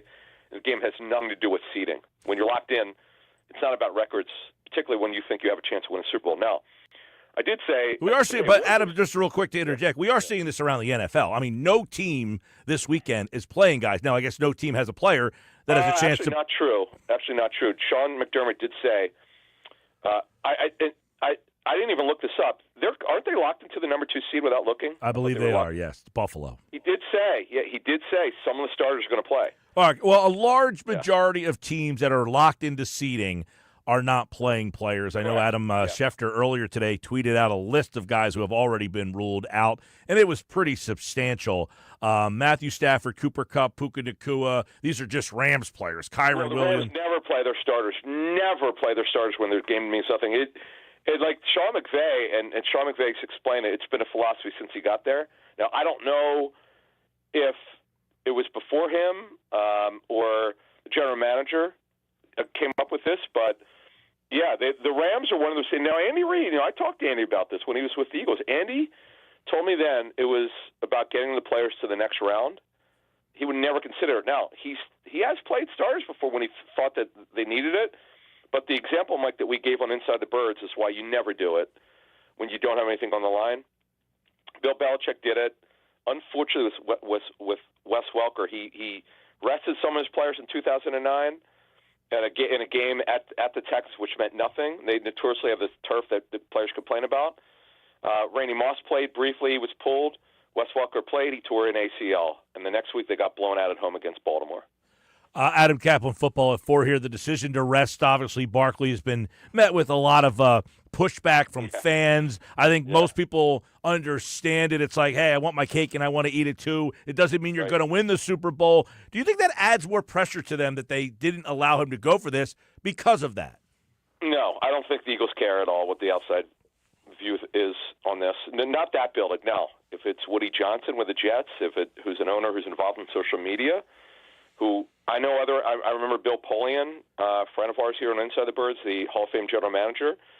Bill's talked about this when he didn't mention whether it was Jim Irsay or any other owner that he's dealt with in his career who he's worked for, but owners do look at social media these days, or back then when Bill was the general manager, maybe they read what's in the newspaper. But with the Eagles, I could tell you that they don't care about anything when it comes to this particular situation. This goes back when Joe Banner was there. Oh, you know what? I didn't talk about this on Inside the Birds, but Mike, I want to talk about this. Former Eagles president Joe Banner came on our show over the years and on Inside the Birds, and he will again soon. And Joe did tell us they did a study about rest versus no rest. He said there's no discernible advantage by playing the players or not playing them. And they went back decades. Isn't that interesting, Mike? So that you would think, like, not resting your players that would help them, or resting your players that would help them. He said he would leave it up to the coaches, by the way. Like, their philosophy was not to play them, but in terms of considering playing them, there was no benefit to resting or playing players. I just thought it was interesting. Because they were looking for an advantage, they couldn't find one. Yeah, I know. I guess it matters on the opponent and all that stuff. But yeah, I think all these things. It's like some teams like the rest, some teams don't. But Philadelphia, I guess if you in your talking to people on how this is being handled, would it be any different if Philly could play for seeding, or does seeding not really matter to these teams? They rather, because Philly hasn't had a bye week since week 5. Right, which is a good point, Mike. But you know what I find interesting? In my talks with coaches and particularly general managers over the years, depends on the seeding. So, for instance, if, as you know, Mike, the division winners get 1 through 4. Then after that, unfortunately, Minnesota's Detroit, the loser of Sunday night's game is going to get the 5th seed, which is a joke. But listen, if I found this interesting. So not everyone I've talked to agrees with what Dan Quinn said it. Dan Quinn, right now, they're the 6th seed. They're playing for it. Matt LaFleur indicated they're playing for the 6th seed. They play the Bears. If they win and Washington loses, they get the 6th seed. Now, why would you play for it? Well, if they get to the championship game and 1, 2, 3, and 4 out, yeah, they would get the home field for the championship game. But come on, Mike, the chance of that happening, is it really worth the risk? Yeah, I don't think so, but some teams think it is. Yeah, and some people, some teams think it is. I mean, right now, the Eagles in the 2, you can make an argument that you would rather be 2 right now than 1 if everything plays out. Who wants to get stuck playing Detroit or Minnesota in that divisional round? You know what I mean? So it seems that the Eagles' path, if everything breaks out the right way, is probably a nicer path, if you will, to get to New Orleans. You would have to go on the road, though. Possibly, I guess. I mean, if Detroit loses Sunday night and falls to the 5, there's no reason to believe they couldn't win as the 5 at Minnesota, and then they would have to go to Philly for the championship round, potentially. Yeah, and look, what we should know, and what we should note, Mike, is that if you look at Detroit and Minnesota, they're really good on the road.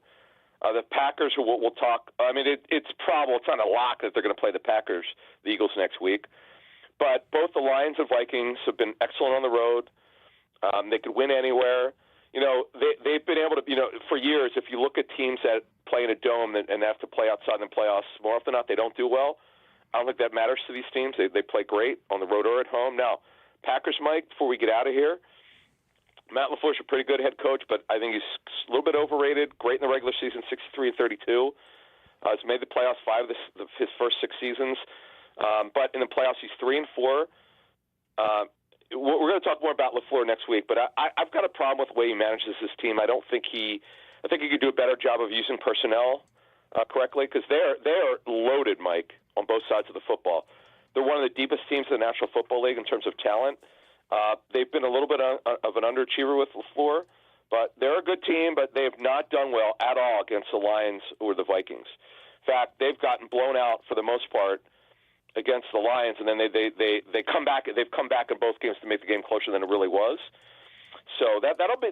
And by the way, that would not surprise me if it's the Eagles-Packers. We'll find out Sunday night. By the way, that's when they announce the first round pairings, the wild card round. I believe it'll be Sunday at 4:25. That's my guess. Well, it's funny. I was going to say, Mike, it definitely won't be 1, and I believe it could be prime time. Look, if the Bucs-Eagles game was prime time, was it a Monday night last year? Well, the 4-5 game they like to do Monday night, and then usually that's like the 4-5, the 2 middle of the road teams. You get a South team in there a lot. Mike, last year was Green Bay, Dallas was the 2-7. They played Sunday at 4:25.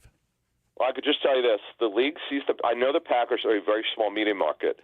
But they believe, the NFL being on these media calls when they clue us in for the schedule, they really do believe that Packers have a strong national following. They're like a top 5 national Oh, no following. doubt, yeah. So that's why I believe the Eagles game could be. Honestly, I don't know about you, but I'd rather, if it's going to be prime time, I wouldn't mind it being. Do we know the times for the wild card games on Saturday? Yeah, 4 and 8. Oh, 4 to 8. It wouldn't bother me if it was 8 o'clock. Just don't be Sunday night or Monday night, and I'll be fine with it. Yeah, 4 and 8. Real quick, Saturday 4 and 8 of the wild card. Sunday, there's 3 games. It's a 1, a 4:15, and an 8:25, and then the Monday night game, of course, is 8 o'clock. Gotcha, but Mike, just one thing on the bat, what we're calling the developmental game, the developmental ball for the Eagles. Yeah, this is really big for Tanner McKee. It would not surprise us if he plays the entire game. It's good for guys who are going to be free agents like Fred Johnson, who's shown he could play right tackle or left tackle. He's certainly one of the better backup tackles in the league. He's been a great story development. Great story, by the way, that he's been here. It could be good for a guy like Ty Davis-Price. Or Will Shipley, he's not out of the concussion protocol yet. He's got to pass the independent neurologist. That's why he's listed as questionable. And, it's good. Bryce Huff should play in this game like he needs to. And now we'll find out tomorrow, Mike, on Saturday at 4 p.m. Eastern. That's the deadline for roster moves for the teams that are playing on Sunday. And we're hoping Gabe Hall gets activated. He's the guy that they gave a lot of money for the practice squad. He's undrafted free agent out of Baylor. This guy's got a lot of ability that they invested a lot of money in. Very curious to see what would happen if he starts in this game. And look, by the way, the Giants they've got a good pass rush. Thibodeau's playing. Brian Burns is playing, and let's see how this offensive line handles it. And the Eagles will dress a couple. The Eagles will dress some starters who will only play an emergency standpoint, but this is the backup developmental game for these guys, and I'm looking forward to it. Actually, believe it or not, I'm actually looking forward to seeing Tanner McKee play. I said this the other day. A guy like Tanner McKee who goes through training camp, plays the preseason. All your work that you put into practice and preparation, this is your day that you get to get rewarded. And I laugh because the Eagles have had games like this before that have gotten these guys traded for draft picks, Kevin Cobb and A.J. Feely and guys like that. He goes out there and slings it for $350, and all of a sudden teams are so desperate for a quarterback, they call and just it's funny how that happens. Mike, couple things on that to take what you just said a little forward here. So Kenny Pickett, next year is the final year of his rookie deal. Obviously, they're not picking up his fifth-year option. Tanner McKee has 2 years after this season. So McKee's got 1 year left further than Pickett does. If you look at free agency, it's terrible. There's nobody you would want in free agency that's not under contract. If you look at the draft, right now what I'm told is only 2 quarterbacks are projected to go in the first round. Cam Ward, who's the top-rated quarterback, then Shedeur Sanders. That's it. So, on your point, Mike, again, we're just speaking here about what could happen. Let's say that Tanner McKee lights it up, right? Kenny Pickett, by the way, graded out very well, as I understand that this past game, by the way, play with multiple broken ribs. There's value in these guys. If you look at the preseason tape, particularly 2 years ago for Tanner McKee, the Minnesota game was not good for him. Preseason, he turned the ball over. But the kid's got a rifle for an arm. He's a big kid. Look, in a league that has trouble developing quarterbacks, as you said, Mike, A.J. Feely somehow yielded, a second-round pick from our friend Rick Spielman from the Dolphins. So you just never know. Adam Caplan, Football at 4, the final Football at 4 of the regular season. Wow. It is Eagles and Giants this Sunday, 1 o'clock on 97.3 ESPN. Our next Football at 4s will be preparing for either the Packers or the Commanders. Who will be? Washington or Green Bay? Oh, Green Bay. Should be Green Bay. Okay, all right. We'll get into that game next week right here on Football at 4. Thank you, Adam. Thank you. All right, Football at 4, as always, powered by the Inside the Birds podcast. It's brought to you by Bet365. Whatever the sport, whatever the moment, it's never ordinary at Bet365. That was Adam Caplan. All right, so he gave us some good insight on all teams around the league likely sitting their players in this situation that the Eagles are in, where everything is clinched, everything is accounted for, everything is locked up, and they have nothing to play for. Most teams, if not all teams around the league, would also be sitting Saquon Barkley here. So the Eagles are not doing something that's innovative, okay? They are not trying to outsmart the room. They're not trying to be the smartest guy in the room or trying to, outthink everybody. No teams are generally taking the chance of having players get injured. And why? You guys have created this. Fans have created the regular season doesn't mean anything, and it's Super Bowl or bust. If you don't win the Super Bowl, your team is deemed to be a failure. Heck, we have Nick Sirianni potentially winning 14 games this year, and some are suggesting that if he loses the playoff game, that he should be fired. If that doesn't tell you how important playoffs are, I don't know what will. Can you imagine a coach winning 13 games, going to a Super Bowl, winning 13 games multiple times, and people suggesting, hey, that guy should be fired? It tells you everything you need to know about what the regular season means to fans and people. I don't think Nick's in any trouble. We talked about it earlier with John McMullen. Okay, maybe if they lose 45-0 at home and get run off the field and show no spirit or no heart, maybe do they have to decide to make a change? Okay, I'll play along. But the regular season is something that the fans have devalued in all sports. So the teams have acquiesced to your wishes. We've all said, why are you playing meaningless games? Lose on purpose. I don't want to win this game. It'll hurt my draft choice. The Eagles have nothing to play for here. Why would they play players in a game that just doesn't matter and risk getting hurt? So we take a look at that, and moving forward, as Adam chronicled, most teams are doing this. All right, so let's look at some of the things that could happen this weekend. Some individual records on the line this week that may or may not happen.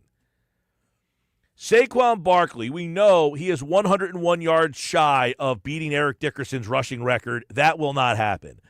Mike Evans needs 85 yards to extend a streak of 11 straight seasons with 1,000 receiving yards. That would tie Jerry Rice for the longest streak in history. Mike Evans could go 11 straight years with 1,000.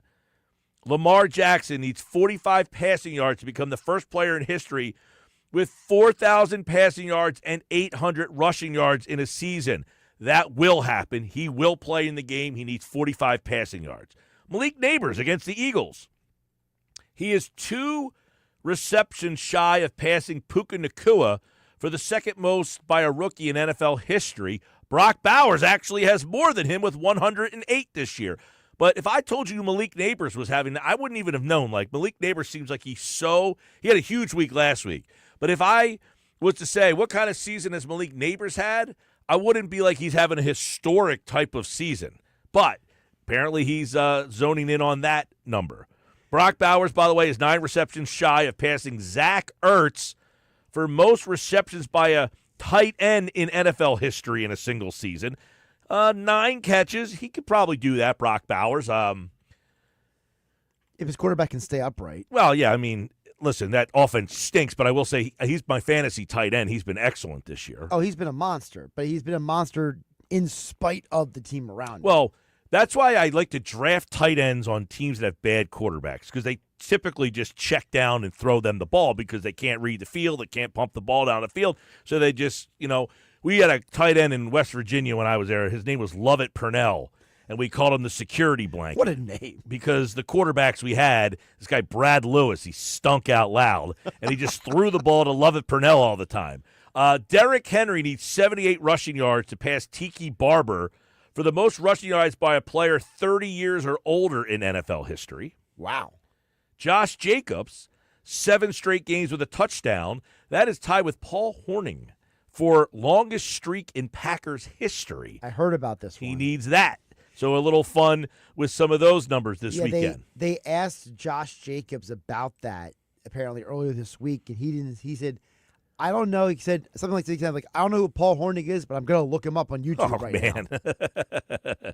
Sports Pass Live, 97.3 ESPN. Before we get to the Nuggets today, I've been seeing a lot of humor, if you will, on social media regarding the Notre Dame-Penn State matchup next week, that if you're in the Northeast Philadelphia area that you might want to steer clear for cover with all the Irish Catholics and the quote-unquote Penn State fans that live up that way.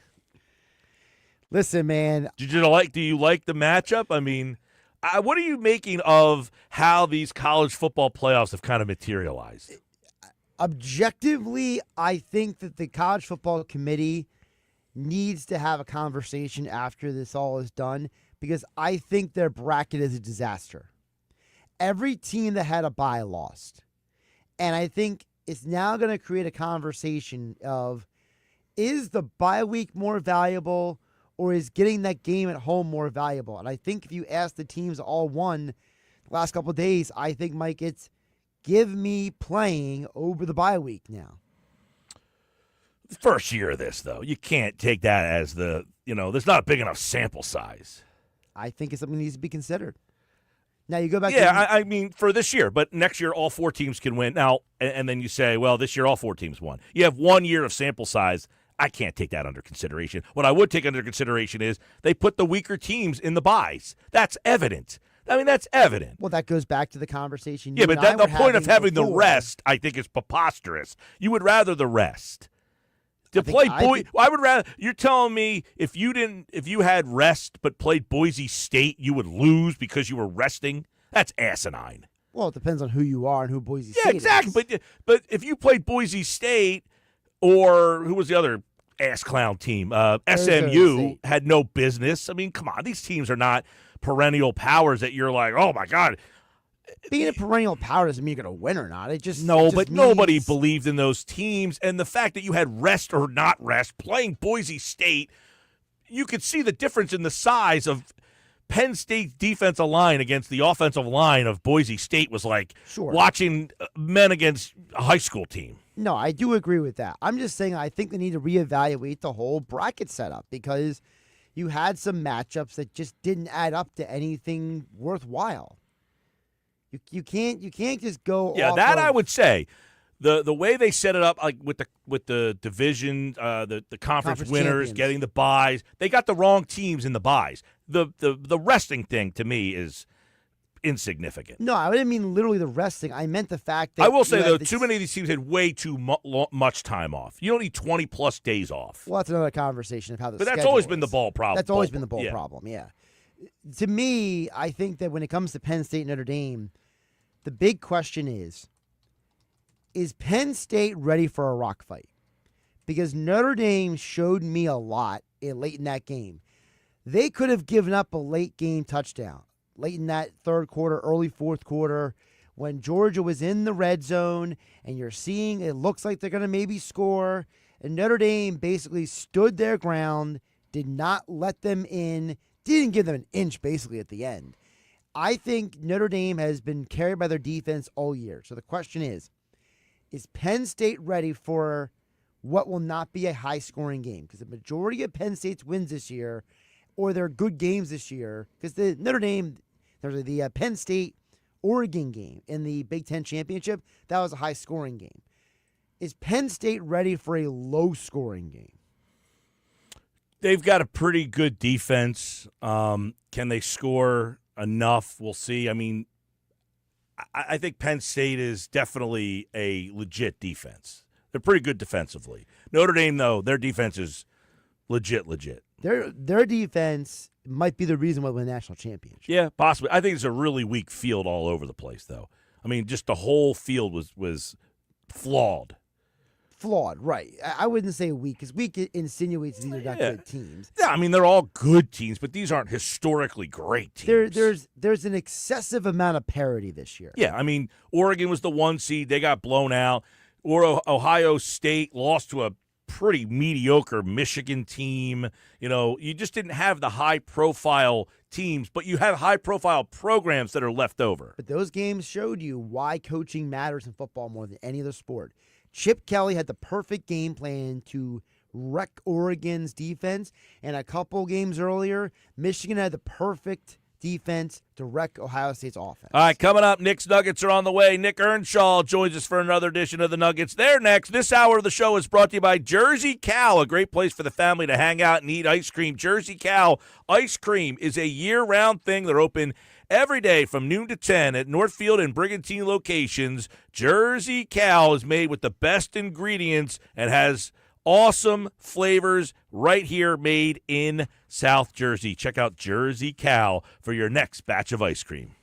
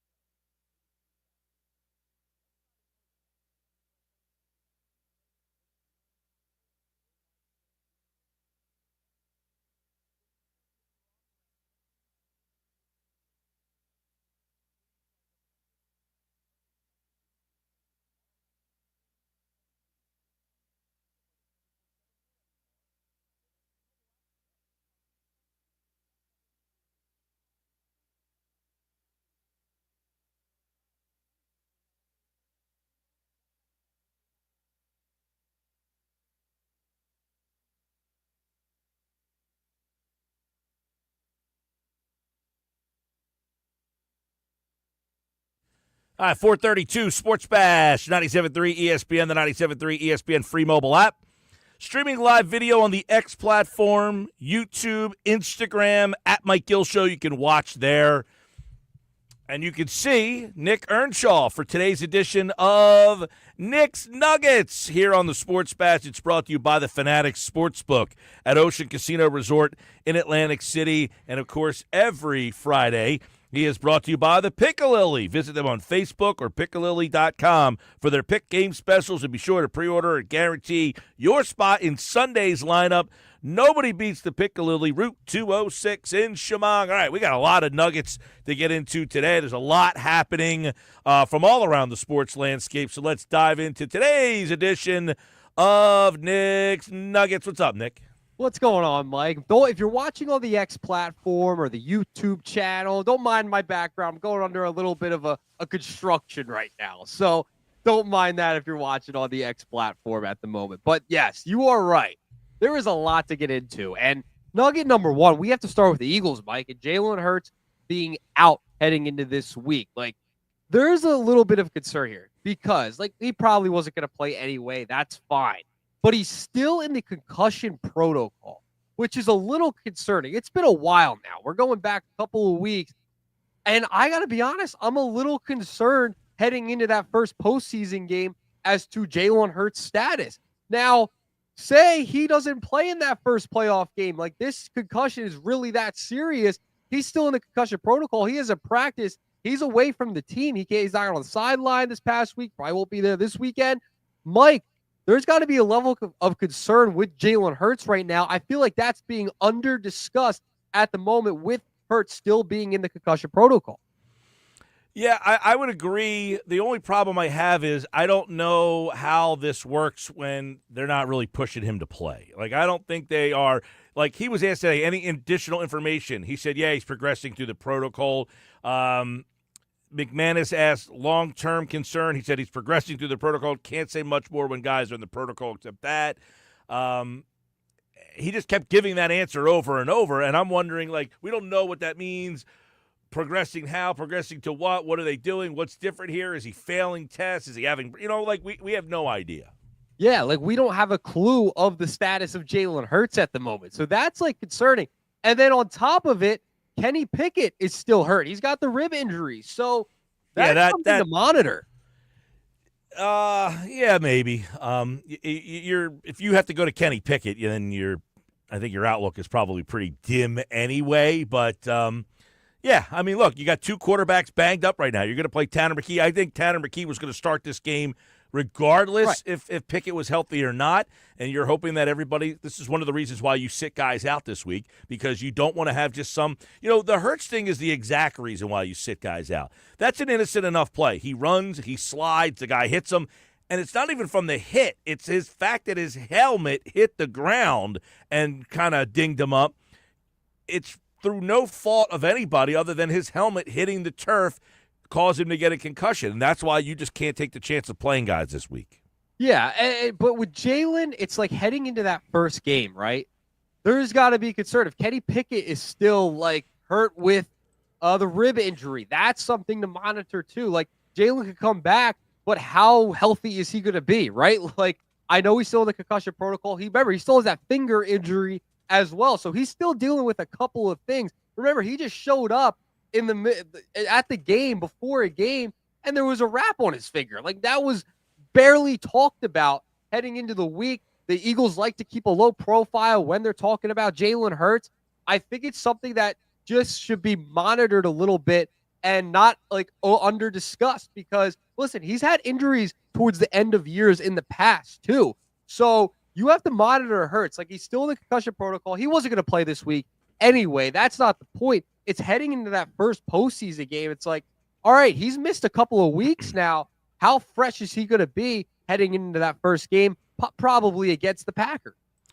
Hey, listen, it's not ideal to have your guy sit out almost 25 days before he plays. I mean, we see this a lot this is the one argument in the preseason. And I always, kind of push back where people want them to play in the preseason. And I always say, listen, even if you play in the preseason, you're going to play that second preseason game, which means you're sitting out the third preseason game, and then there's a week that you don't play before the regular. So you're missing 3 weeks, even if you play in the preseason. So you're essentially in a situation now where it's like a preseason situation for some of these guys where they won't have played Hurts for 3 weeks before he gets back into live action. Yeah, there's no other way to look at it than it's not ideal. Yeah, and, even going back in the preseason, what are we going to see some rust heading into the postseason? That's not what you want to see. So it's something to monitor for sure because he's not practicing either. That's another part of this. Like, he's not even playing at the moment because he's in that protocol. He's getting no reps. So it's a lot of time to not even be on the field practicing, getting reps in at all. So that's a difference from the preseason. He's not even playing any games. So this is, I think, a concern heading into the postseason. These are some good football teams you're going to be playing. Probably the Packers, Minnesota, Detroit, if you do move on. That is something to keep an eye on. And, I guess it goes along with their thinking of sitting Saquon as well because, look, you don't want to go into this first game with Jalen Hurts being rusty. You want to have guys ready to go and be able to run the rock if Jalen's not at 100%. Yeah, now I didn't hear you guys when you talked about this last week when you and Ryan filled in for me. Where were you on having Saquon play? I want him to play.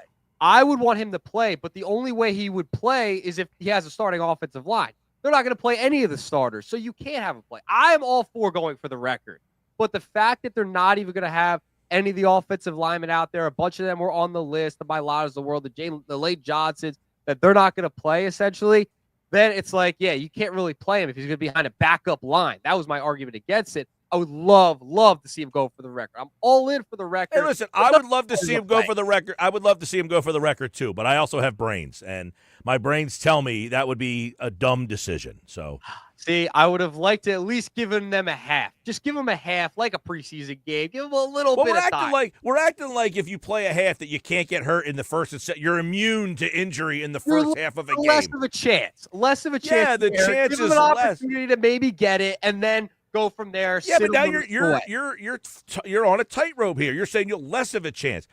Jalen Hurts got hurt in the first quarter on the third carry of the game. I mean, why am I taking that chance? It's just idiotic. Play? Yeah, that's what I mean. Like, you play. I mean, listen, you take that chance every time you go out there, okay? You could get hurt. It's part of the game. Yeah, but this is a massive record. This is huge. But it's not a massive record. That's where we're flawed with this. This record is not massive. This is the difference. You are playing all season, and yes, you can get hurt on the journey there, but the journey there is to achieve something. They achieve something to where they don't need to play this game. That's the benefit of achieving something early, is that now I don't have to play this game because I achieved everything I can. I can't achieve anything more. So it would make no sense. Hypothetically, if they were going into this game trying to get the 1 seed, they'd all have to play anyway. So, I mean, like, it's you can't sit them. Listen, I get they didn't have a bye till early on in the season, right? They've been playing every week since early on. Their bye week was very early. So I get that. But yeah, but you just said it. You just said it, Nick. You just said it. Hypothetically, if they had to get the 1, if they were getting the 1 seed, would play anyway. Yes, but you can't get the 1 seed. So therefore, because I can't, I now say I can't achieve anything more. Why am I risking anybody's injury when I have games that are more important coming down the road? Why would I do that? Because of how big of a historical moment this is, that he's in reach. Remember, Adrian Peterson back in 2012, he was within 200 yards, got within 9, played the whole game. But right here, he needs 100. If he breaks 1 off, he could get the record. But listen, it's neither here nor there. He's not going to play. I'm upset. As a fan, you want to see that type of thing. Yeah, I mean, I'm going to the game, and I could care less. I really could care look less. At you. Yeah, I'm going to the game, and it would be pretty cool to say I was at the game where the guy broke the record, and I don't care. I don't think that record's that big of a deal. Number one. Yeah, I disagree. I think it's a big deal. I think it's a big deal. Again, ask people back in August that were listening. Do you know who the all-time leading rusher is and how many? Now, I'm not saying you. I'm saying most people. They have no freaking idea who had it and how many yards it was. We're acting like everybody can roll this off the tip of their tongue. The only reason we know is because our guy is approaching it. If it wasn't Saquon Barkley, we would have no idea who had it and how many yards. I promise you. I've talked to so many people, and I had, did you know that Eric Dickerson had 2105? They had no idea. Listen, it would have been a fun thing, especially because of the story behind it. I agree. All of that against the Giants. It would have been magical. The documentary would have been even better if they go on to win a Super Bowl. The documentary of this season, like, oh my goodness, as a fan, as a consumer of the game, Agree. It would have been great. Hey, listen, but I get the other side. I'm certainly not suggesting, oh, you know what? I really hope he doesn't get it. That's not what I'm saying. I'm just saying I prefer the Super Bowl. That's all. I prefer the Super Bowl. They better win. And win. And it's not even about better win. It's I need to give my best swing at it. And playing guys this week means I am not giving my best swing. Wait, didn't Adam Caplan just a few minutes ago suggest, Joe Banner said they did studies on this, whether they play or didn't play, there wasn't really much of a difference if they played or didn't play. You're just I think you're talking about the teams, doing. right? The team, but my point is, I said this yesterday. If I'm Lane Johnson and I'm 36 years old, however old Lane is, 34 years old, and I play this game and I know, man, my body feels a little bit, I'm only 90% or 85%. I want Lane Johnson at 100%. I want my players feeling as fresh and as healthy as possible. There's no, even if they don't get quote unquote hurt to where they can't play, I don't want them to be compromised at all if I can help it. It's playing scared. It's all right. Everyone wants to play scared nowadays, worried about injuries. I get it. It's fine. You know what? All right. I agree with you on that comment, but here's the problem. The fans have created this because the fans have minimized regular season success so much that if you don't win the Super Bowl, this is the reaction to fans only caring about the Super Bowl is there's people talk about Nick Sirianni getting fired if they don't win the first round. A guy who's going to win 13 or 14 games because if you don't win the Super Bowl, it doesn't matter. So the team's answer to that is I can't afford to get a guy hurt if it's going to cost me a playoff game.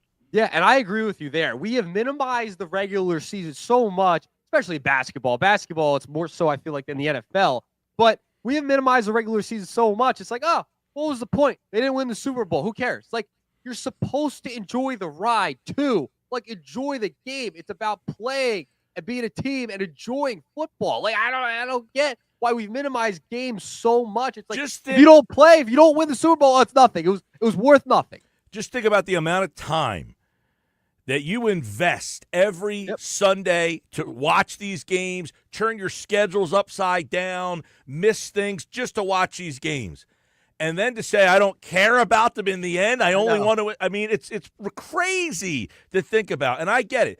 But the organization's answers of not playing guys in the preseason is because I've got guys hurt in the preseason before, and then you complain. Why are you playing guys in a meaningless game?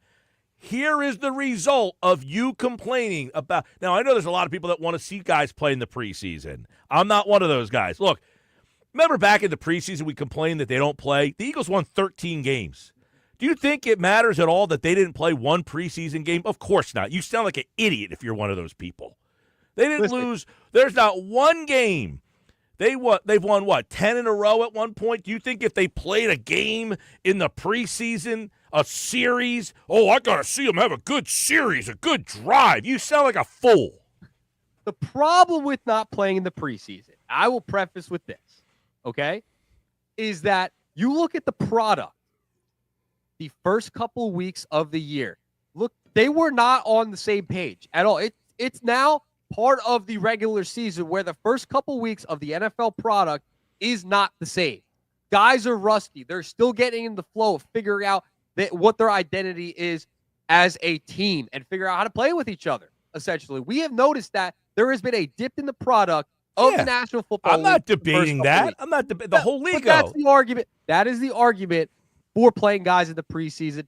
Maybe it'll speed things up a little bit. Because remember, when they go on that 10-game streak, after the bye week, after like week 5. So after those first couple of weeks, that's when they got rolling. Yeah, but that's easy for everybody to see. I'm not debating that the product is lesser because of that, but I'm saying that because guys got hurt in preseason football games, teams Right. decided that I can't play guys. The Rams won the Super Bowl. They haven't played a guy in the preseason in a decade. And you will see them continue to do this on. All right, we went long on nugget number 1, Mike. I got to get to nugget number 2. I have to. Well, I have to cut nugget number 3, but that's okay. I'll do my best to answer this one short. All right, so nugget number 2. This is my favorite. I know you were talking to Paul Hudrick about it earlier in the show. Jimmy Butler and the nonsense going down in Miami. I mean, this is fantastic. Unfortunately, listen, I love Jimmy Butler. Liked him his whole career. I know he's had some issues in different places, whatever. I know Philadelphia fans love the Jimmy Butler short-term era here in Philly. And there was even reports, I know Yahoo Sports reported it, that the Sixers inquired about Jimmy Butler in the offseason before signing PG. But you can't trade for Jimmy Butler. I'm sorry. It's over, guys. As a fan base, you cannot go after and be going backwards and thinking about the Jimmy Butler era anymore. It's over and done with. He's older now. He's expensive. He has that player option for next year. You would have to trade Paul George, Tyrese Maxey, or Joel Embiid to get him to make the money work.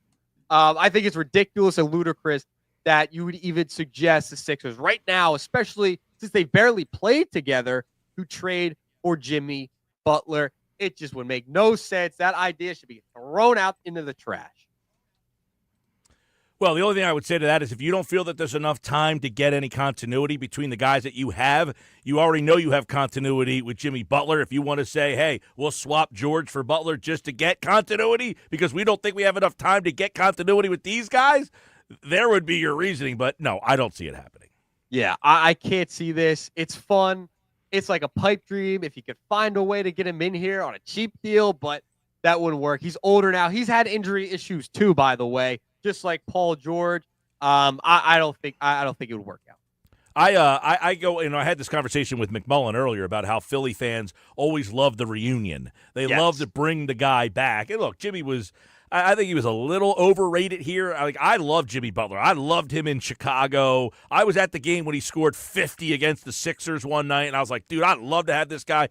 I actually was a little disappointed with Jimmy's tenure here. I thought in the playoff games, he had some moments and chances to beat playoff Jimmy, and he really wasn't. Yeah, no, he wasn't at all. And the only reason you'd bring him back is for Joel Embiid, to get him and those two together because Jimmy would push Joel. That's really essentially the only reason you would do it. I agree. Yeah, final nugget. What do we got? Let's go. All right, real quick. All right, there was a story in about Dave Dombrowski in SB Nation ranking his best trades as Phillies president. Number 1, Jesus Luzardo was the number 1 trade ranked according to John Stolness. So shout out to John Stolness, SB Nation, the good fight for this article and the inspiration for nugget number 2. Okay, I'd have to think about that. I'm glad you threw that my way, though, because now I'll have to think about some of the trades he's made. I mean, you've got, I don't know, guys like Brandon Marsh he traded for, who I'm not the biggest Marsh fan in the world. Who else has he traded for? Jose Alvarado was 2. That was the number 2 trade. That's a good one. The list doesn't impress me. I'm not going to lie. Hasn't made a lot of big trades. Hasn't made a lot of big trades in his time here. Who else has he traded for? Estevez, Michael Lorenzen, Jojo Romero, David Robertson. None of the. No, by the way, the Estevez trade might end up biting him in the ass because he's going to leave, and the guys they gave up might both turn into be some pretty good pitchers over there. All right, that's Nick's Nuggets for this Happy Hour Friday. It's brought to you by the Piccadilly Inn, Route 206 on Chemung. Get your pick game specials and be sure to pre-order if you want to get the wings for this Sunday lineup. Eagles-Giants, 1 o'clock. Earnshaw, have a good weekend. All right, I'll talk to you, Mike. All right, we'll be back with Sal Paolantonio next.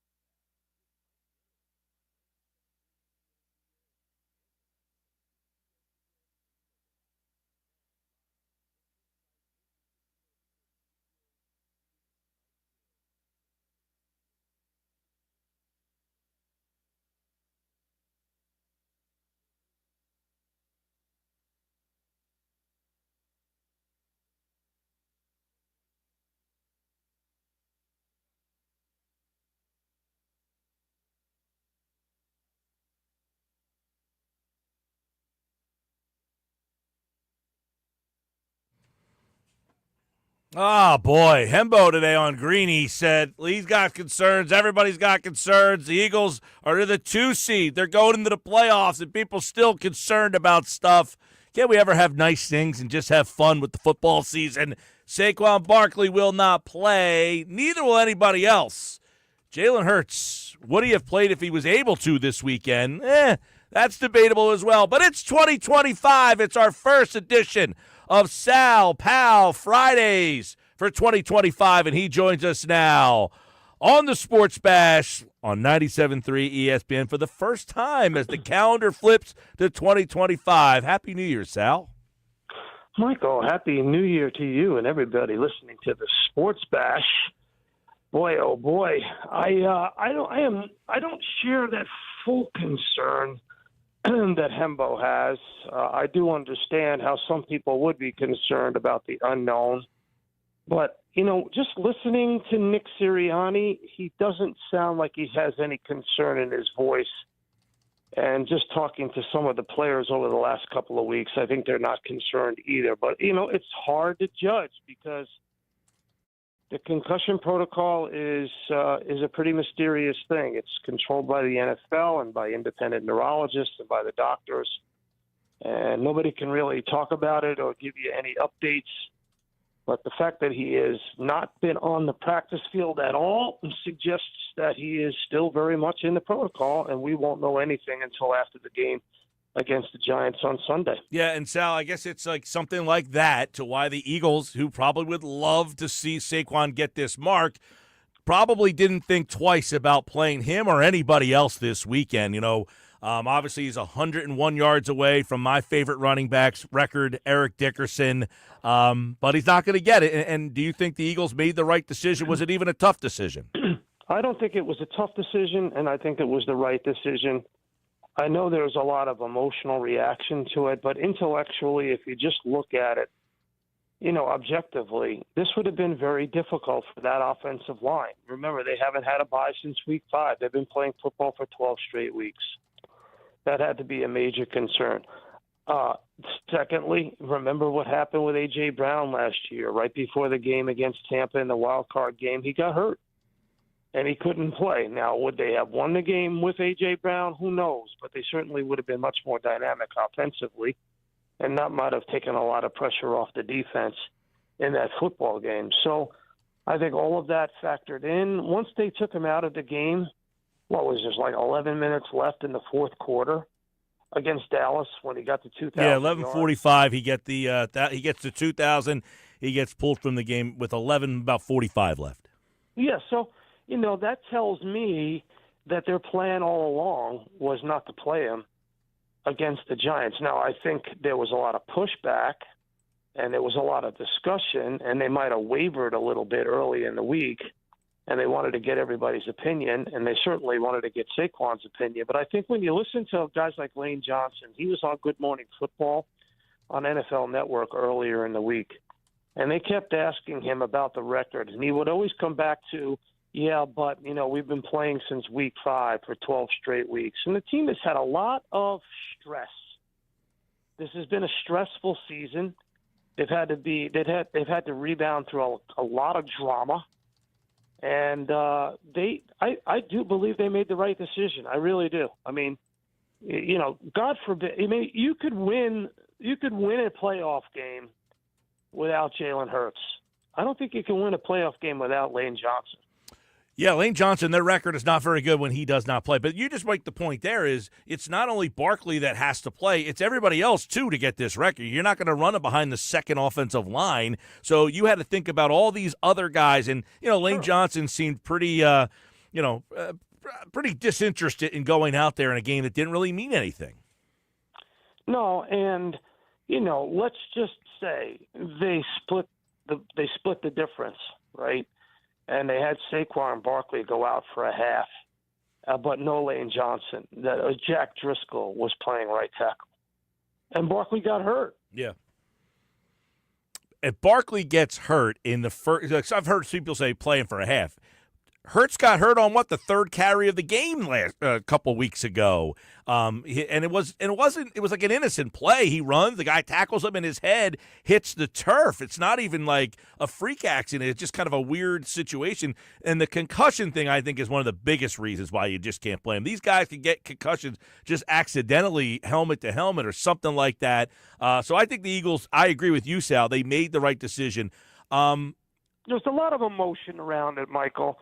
There was a lot of emotion, for sure. You know, it's a big record.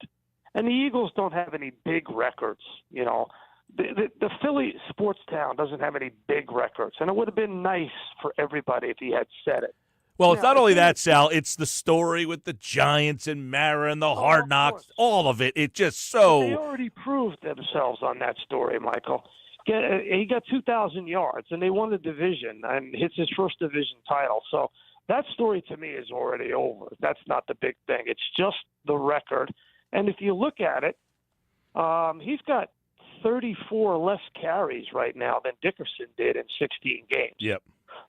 So, you know, it's not about the 16 games versus the 17 games. So if you had 30 carries more and he averages 5.8 a carry, Saquon, if you go 6 yards a carry times 30, you know, he would have got it easily.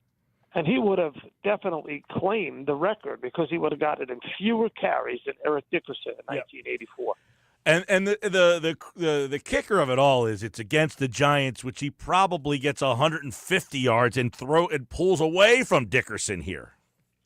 Yep, no, there's no question about it. There's all of that going on. But, you know, I think Saquon Barkley, when I interviewed him in August one-on-one, and I remember I was on your show right after that, because you watched it and you asked me about it. And he said, I'm here to rewrite my story. And that part of big part of rewriting that story is putting up a championship banner, putting up a Super Bowl banner. Absolutely. And I think, you know, he is all about team first. That's what makes him truly a special player and a truly special person and teammate. And I don't think he hesitated for a second. I don't know what the conversation was.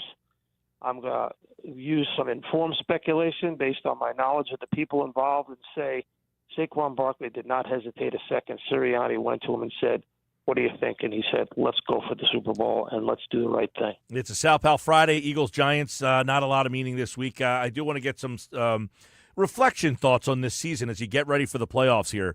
And the difference between Vic Fangio's defense this year and what we had to go through last year. Is it simply that Fangio was just the home run hire? Is it a combination of obviously the talent that they added? What role was Vic in getting this to become? Zach Bond could be a Defensive Player of the Year candidate. You got Quinyon Mitchell could be Defensive Rookie of the Year. Cooper DeJean could be in that conversation.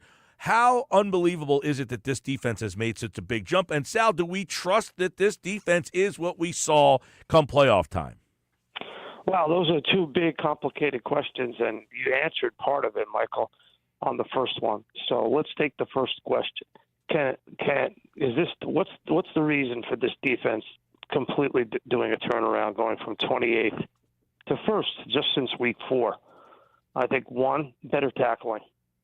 I think 2, better communication. I think 3, the emergence of Cooper DeJean and Zach Bond. But overall, from last year, they did a great job drafting Quinyon Mitchell. And I was skeptical. I was on your show, remember, and I was skeptical. I said it's a huge jump to go from Toledo to the NFL. But he has done it, and he's done it in a big, big way. And I will say this, as much as we are focused on Jalen Carter, if you have a guy like Quinyon Mitchell, who you can put on the other team's number 1 wide receiver, and you make that quarterback hesitate a beat and a half, that allows your pass rush to get to the quarterback without blitzing. To me, Mitchell is the major difference maker.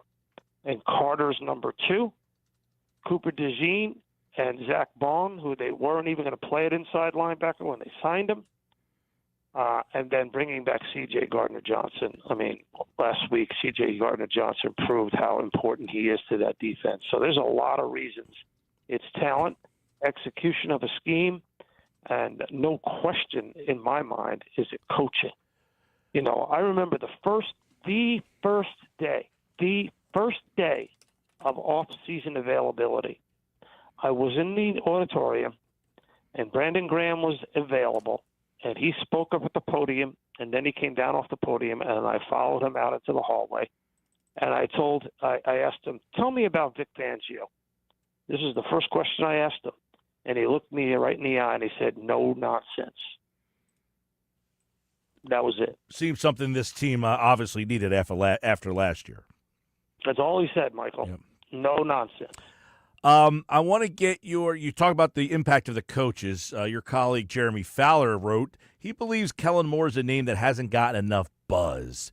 He has impressed this season, and if Dallas opens, perhaps he can serve as comfort food for Jerry Jones. Now, I don't want speculation on whether he'd be a candidate or not, but his impact, I feel like he's an interesting one. You got a guy going for a historic season. It's obviously going to come up a little short, but is Kellen Moore improved, changed? What do we make of Kellen Moore's role in where this offense is? What is this offense? This offense belongs to Jeff Stoutland, I'm sorry to say. It belongs to the offensive line. Kellen Moore has been a calming, professional, experienced play caller, a calming, experienced influence. But to me, if you read Tim McManus's piece and some of the reporting that I did afterwards, McManus wrote that the offensive line went to Nick Sirianni and said, let's run the football. This was like in October, I believe. I would invite anybody who's listening to this great Mike Gill program right now, when you stop listening, go on ESPN.com and just Google or search Tim McManus's piece about how the O-line sat in on Sirianni's couch in his office and said, we got to run the football. And that's when they did a turnaround and they just leaned on Saquon Barkley. Yeah, so the irony. And then, of course, then A.J. Brown. Yeah. A.J. Brown with the truth serum in the locker room. That's, passing. He didn't say passing game. He said passing.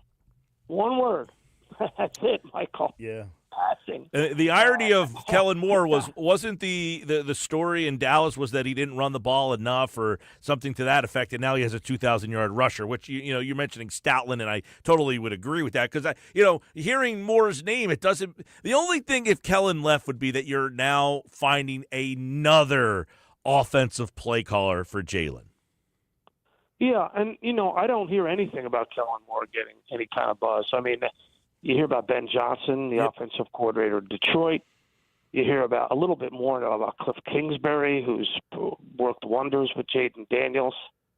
You talk about Liam Cohen, the offensive coordinator. Baker Mayfield has 39 touchdown passes, which is number one in the NFC.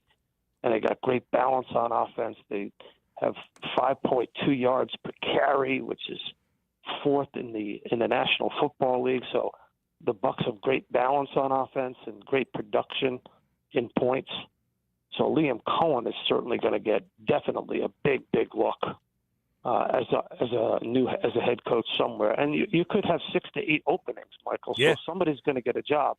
So Kellen Moore will probably get interviewed by somebody somewhere along the line for sure. But I think, to me, what I see from this offense and the way it has evolved and changed, it's more about the players going on Sirianni and then A.J. Brown having the pumpkins to stand up there in that locker room and say and answer a question that and I'm not trying to be funny here, Mike.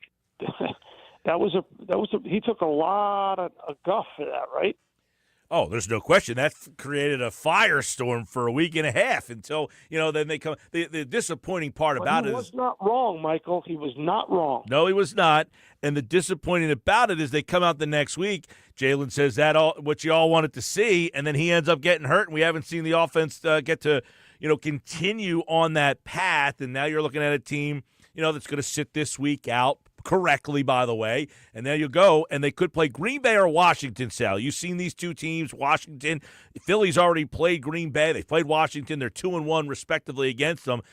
Is there a team they match up better with? Michael, I think that's a subject for next week. I really do. I want to see who the opponent is rather than speculate. One, two, I want to find out what's going on with Jalen Hurts. I think that's super important. Absolutely. And we got to see what happens in this last week especially with Washington and Dallas. So that's really a question that I'm going to table. I'm going to punt. I'm going to say overall, having seen Green Bay, they're so up and down offensively, and having seen Washington and Jaden Daniels as a runner in the fourth quarter. Remember that sentence, how I said it. Yep. Jaden Daniels as a runner in the fourth quarter when the defenses, especially late in the year, have played a lot of snaps. I do want to get your take on the Sunday night game because that's an important one. Minnesota, Detroit. Is Minnesota done enough I feel like it's been Philly and Detroit all year. Has Minnesota done enough to make us truly believe in them as a real Super Bowl contender? They have not. So I'm not ready to say that yet. Okay. I think if they go to Detroit and win. Now I like Detroit in the game against Minnesota. They are a slight favorite. I think it's 2.5. I do like Detroit. They average 34 points a game at home. The last time Goff played against Brian Flores' defense was in Week 7, and Goff was 22 of 25. And we do a great piece on the NFL Matchup Show tomorrow morning showing exactly what was the problem with the Brian Flores defense. They leave the middle of the field open, and Goff is one of the best middle-of-the-field passers in the National Football League. Mm-hmm. Yep. He really is. And he stands in there and he takes the hits. I think he and Burrow are the two best middle-of-the-field throwers. Baker Mayfield is right up there. You don't see Jalen throw very much. Jalen Hurts very much in the middle of the field. Nope. But you just don't.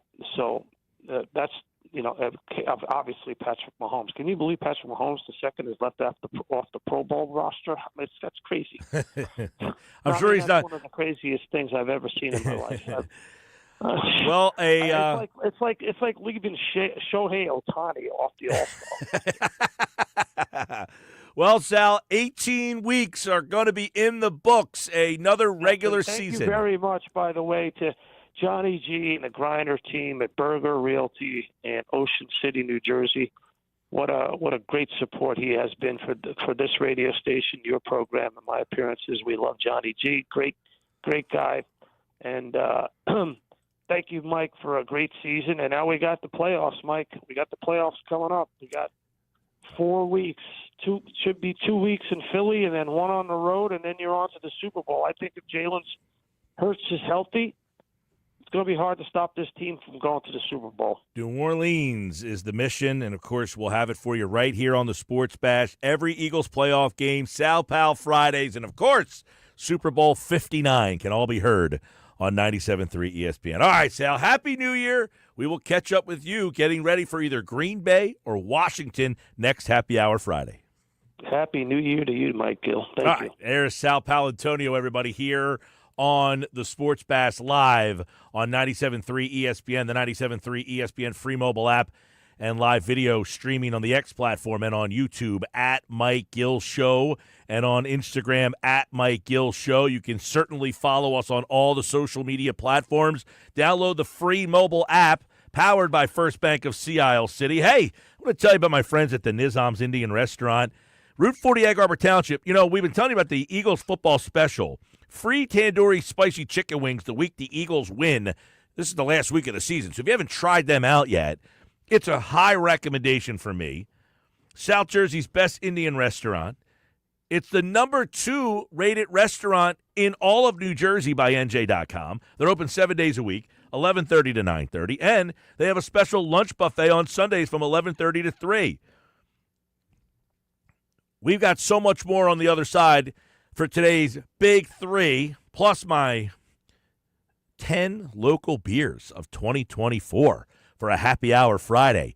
More Sports Bash coming up. What is your favorite local beer from 2024? What is it? Where did you get it? 609 403 0973. I have my list to end the show, plus my Bet365 play of the day, which I think I made everybody money yesterday. Stick around. More Sports Bash coming up.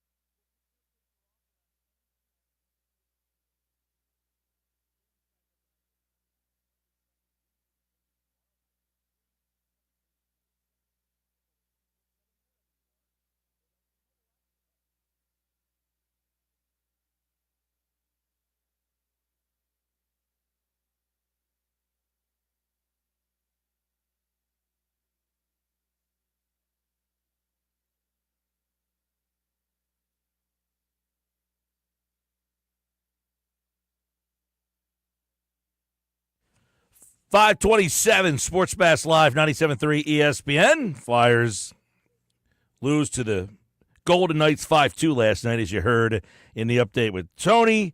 Also, Sixers lost last night, as you heard in the update with Tony. And unfortunately, Sixers have a very interesting – they're finally back home. Unfortunately, both teams last night just played poorly. The Sixers season has just been a total mess to try to figure out. But they have a very interesting schedule next week. They're back home, and they'll play the Nets on Saturday. They play every other day next week. They play Friday. No, they play Saturday, Monday, Wednesday, Friday, Sunday, Tuesday, and then Wednesday. They've got a very busy schedule coming up. All right, right now on the Sports Batch, it's today's Big Three, and it's brought to you by BMW of Atlantic City. Your luxury BMW experience is closer than you think. Take advantage of exceptional savings and experience luxury today. BMW Atlantic City in Egg Harbor Township. All right, let's see what we have for today's edition of the Big Three. Well, Mike, part of our Big Three dates back to this morning because Hembo had a lot to say this morning on Greeny here on 97.3 ESPN. One of the topics he got into this morning was about this Sunday's game. So we talked about this, you and I, a little bit earlier in the show about the Eagles playing the Giants this Sunday. And Hembo went on to talk about his perspective on, maybe shall we say, the Eagles' ulterior motives for benching all of their guys this Sunday. So the Giants are currently slated to have the number 4 pick in the draft. They obviously desperately need a quarterback. If the Giants win this weekend and you bump them back a few spots, it's going to require them to probably trade up to get one of those quarterbacks. And the reason why I think that's so instructive is because the Eagles have done this before. At the end of the 2020 season, the Giants had an opportunity to make the playoffs at 6-10. But Philadelphia decided to bench Jalen Hurts, who was healthy in their very last game against Washington, for a backup named Nate Sudfeld, and that provided the Eagles a better draft pick, which netted Devontae Smith, while the Giants had to settle for Kadarius Toney. Yeah, I mean, the irony of all this is the fact that the Eagles are just outsmarting everybody, and now they're putting the team out there. Who knows? Mosher texted me last night, do I really think the Eagles could beat the Giants with their backups against the Giants starters? How do we feel about that comment? I think anything is possible because it is in the Eagles' best interest to make Tanner McKee look as good as possible, right? So, hey, if Tanner McKee goes out there, has 3 passing touchdowns and 300 passing yards, and leads a game-winning drive to win the game, yeah, the Eagles are getting a pretty nice draft pick this offseason when they trade him. Yeah, I'm on board with the fact that if he plays well, that interest could go up around the league for him. I definitely – look, this is the Eagles – this has been their MO for years with guys who get minimal playing time and flash in a game. Now, he threw 3 or 4, 2 touchdowns last week, very minimal there. But if he has another game where he's, 20 of 27 for 3 touchdowns and 320 yards, now, I find it hard to do with the receiving core he's going to have on Sunday. True, but I will say that Tanner McKee, I don't know if you saw the stat, Mike, Tanner McKee is the only quarterback in NFL history since 1936 to have 2 passing touchdowns on 5 or fewer passes. The dude is literally I did one see of these one numbers, yeah. Yeah. I know a lot of people liked him coming out of camp better than they like Pickett. And listen, it was to the point where when I had Andy McNamara on my show earlier this week that he said, hey, Andrew Berry's worked for the Eagles. Do you think we can maybe get Tanner McKee from you guys? It's like, people are starting to maybe look at the Eagles a little bit and be like, who's the backup guy? We could maybe use him. I wouldn't be surprised in the least bit. I don't think that's an outrageous claim at all that the Eagles play him. They game plan a day for him to kind of be the guy. Now, I do think I'm on board with that. I do think the Giants probably do win the game just because of the fact that the Giants players are also playing for jobs too.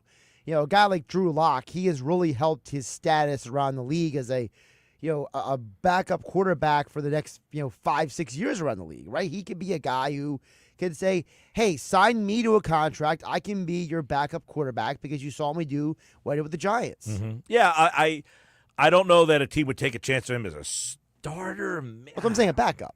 I'm saying, no, I'm just like, but I wouldn't be surprised if, like, let's say the Eagles lose the game and the Giants get bumped down to 8 in the draft, and now there's not a quarterback that they're interested in. Do they punt another year? Like, how do they get their quarterback if they don't draft one? Do they trade for Tanner McKee? That's what I'm saying. Like, would that be a way they would say, Right. listen, we'll go and get a guy with – I can't believe a team's that dumb. Listen, football history is full of dumb teams, so it wouldn't surprise me. But I love the ulterior motive idea that the Eagles will, again, hurt the Giants' draft stock. Another thorn in the side of their rivals up I-95. I love anything that continues the misery of the Giants is fine with me. Speaking of the Giants are one of those teams, Mike, that would be interested in drafting a quarterback this year. And Hembo had a very specific thought about this year's quarterback class and teams who would be interested in drafting said quarterbacks. This was this morning on Greeny here on 97.3 ESPN. Regardless of how good the quarterback is, with rare exception, we vault them to the very top of our boards merely because they're quarterbacks. It makes no sense in the world to me. A year like this year, you're picking really high and need a quarterback, you're out of luck. So don't double down and subject yourself to the possibility of drafting a quarterback high that obviously does not deserve to be. Do something else. The smart teams this year are going to be the ones that passed on quarterbacks in round 1 and take flyers on quarterbacks on day 2 and day 3.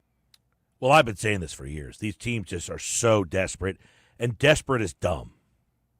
Desperate is dumb. Always. If you're that desperate, don't be dumb. Desperate people always get in trouble. Desperate is dumb, meaning if you take a quarterback in the first round just because you need a quarterback that bad, you end up with Anthony Richardson and Will Levis and, a bevy of other guys that just have no business being drafted. Now, I've been very critical of many of these guys, the Anthony Richardsons, the Will Levises. I said they can't play. They have the talent to play, but they don't have number 1 overall pick or number 5 overall pick or number 10 overall pick. Some of these guys are third-round players, and they're getting drafted in the first round because these teams are so dumb and desperate. We heard the comment from Adam Caplan earlier. There's really only 2 first-round quarterbacks in this draft, that being Cam Ward and Shedeur Sanders. So do you think it would be a mistake if a team like the Giants drafted one of those guys, Mike? I did hear Hembo this morning say he doesn't think any of these players are first-round picks. I agree. I don't think any of these quarterbacks, to me, are franchise-changing quarterbacks. None of them. Franchise-changing is not the same as if you can't change my franchise, you are not a first-round pick. Well, there's not many great quarterbacks out there, so I would say almost no quarterback should be drafted the first round. I would humbly agree with you on that one, sir. How many quarterbacks have you seen come in the league and change the franchise around? Andrew Luck, Peyton Manning, John Elway. Yeah, I mean, there are guys who make your team better. Like Bo Nix has surpassed my thoughts of him. Well, yes, but he also fit what the team was going to do, and that's also a credit to the coaching, right? That's a credit to Sean Payton evaluating a guy and saying that's a guy who fits what I want to do. Yeah, I mean, Bo Nix to me still not a first-round pick. Like, for example, if Bo Nix went to the Bears, just as an example, instead of the Broncos, I think he would stink this year. Agree. So I don't think it's as much as the quarterback. The quarterback that I'm talking about can go almost to any spot and overcome the ineptitude. Right, like Andrew Luck, for example. Yeah, like Andrew Luck could have gone to the Bears this year and overcome the ineptitude. They might not have been a playoff team. Oh, I think they've been a playoff team. Well, I mean, but my point is this. The Bears have lost, 10 games in a row? Yep. When they drafted Caleb Williams, for the hype and buzz that this guy got, which Correct. I did not buy into, I did not think much of him. Some people felt that with getting Keenan Allen and trading for DJ Moore, and then drafting Roma Dunze, that they went out and got this guy competent weapons, and then they signed Swift. They brought in veteran players, got him a weapon in the draft.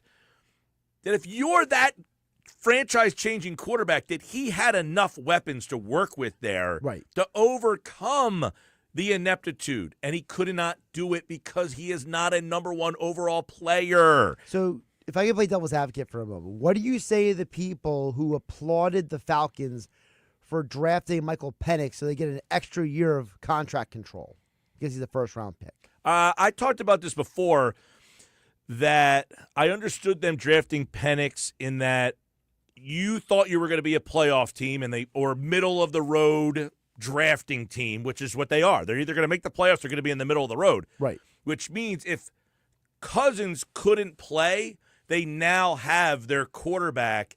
They don't have to figure out what are we going to do if Cousins can't play or what do we do next. They have that guy. So that was the retort to why are you drafting a guy at this stage? Well, we drafted a guy coming off Achilles injury.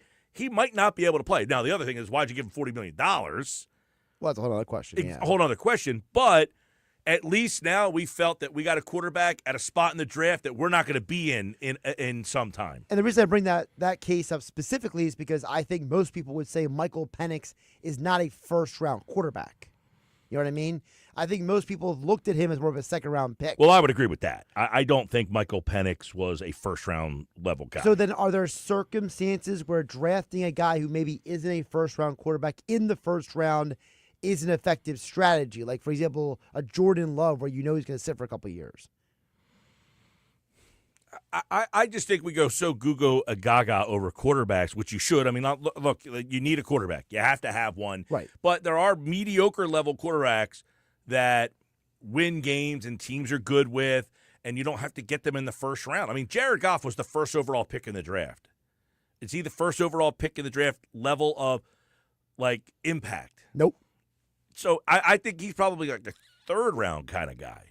So, like, for example, to Hembo's point, because he talked about the second and third round, if the New York Giants, and I'm just using this as an example, it probably would never happen, but I'm just putting it out there for your conversation here, Mike. If the New York Giants drafted Cam Ward in the second round of this year's No draft, problem with that. so you would be like, you know Much what? like Philadelphia did with Jalen Hurts. Gotcha. So now he mentioned Ward and Sanders probably going to be the two first-round picks in the first round of the draft. So I want to read to you really quick, Mike, the quarterbacks who would be in the later rounds, and you tell me if you are, let's say the New York Giants or the New York Jets, they probably going to need a quarterback, right? If you're one of these teams that needs a quarterback moving forward, would you take one of these guys in the second or third round? You ready? Yeah. Carson Beck of Georgia. Not a lot of interest there. Dylan Gabriel of Oregon. Minimal interest. I don't think he's going to be a very good pro. Jackson Dart of Ole Miss. He's the Bo Nix for me, kind of. Like a guy who has a lot of athletic talent and just maybe because, like, he's I think but I would take him lower, not a first-round pick. No, I mean for the second or third round. Yeah. If you're in one of these teams, the Giants, the Jets, let's say you throw the Browns in there for conversation. Let's say if you're the Colts, right, and you don't get a guy in the first round, right, and you want to replace Anthony Richardson. Like, that's what I'm saying with these guys. These are the non-first-round graded quarterbacks. Mm-hmm. How about Max Brusmeyer of Minnesota? Minnesota, no. Tyler Shute of Louisville. He's pretty good, actually. He's enticing. I mean, are you saying that you're drafting one of these guys to be your backup or just taking a shot that he could possibly be a guy that could start long term? Taking a shot. I don't know that he could be that guy.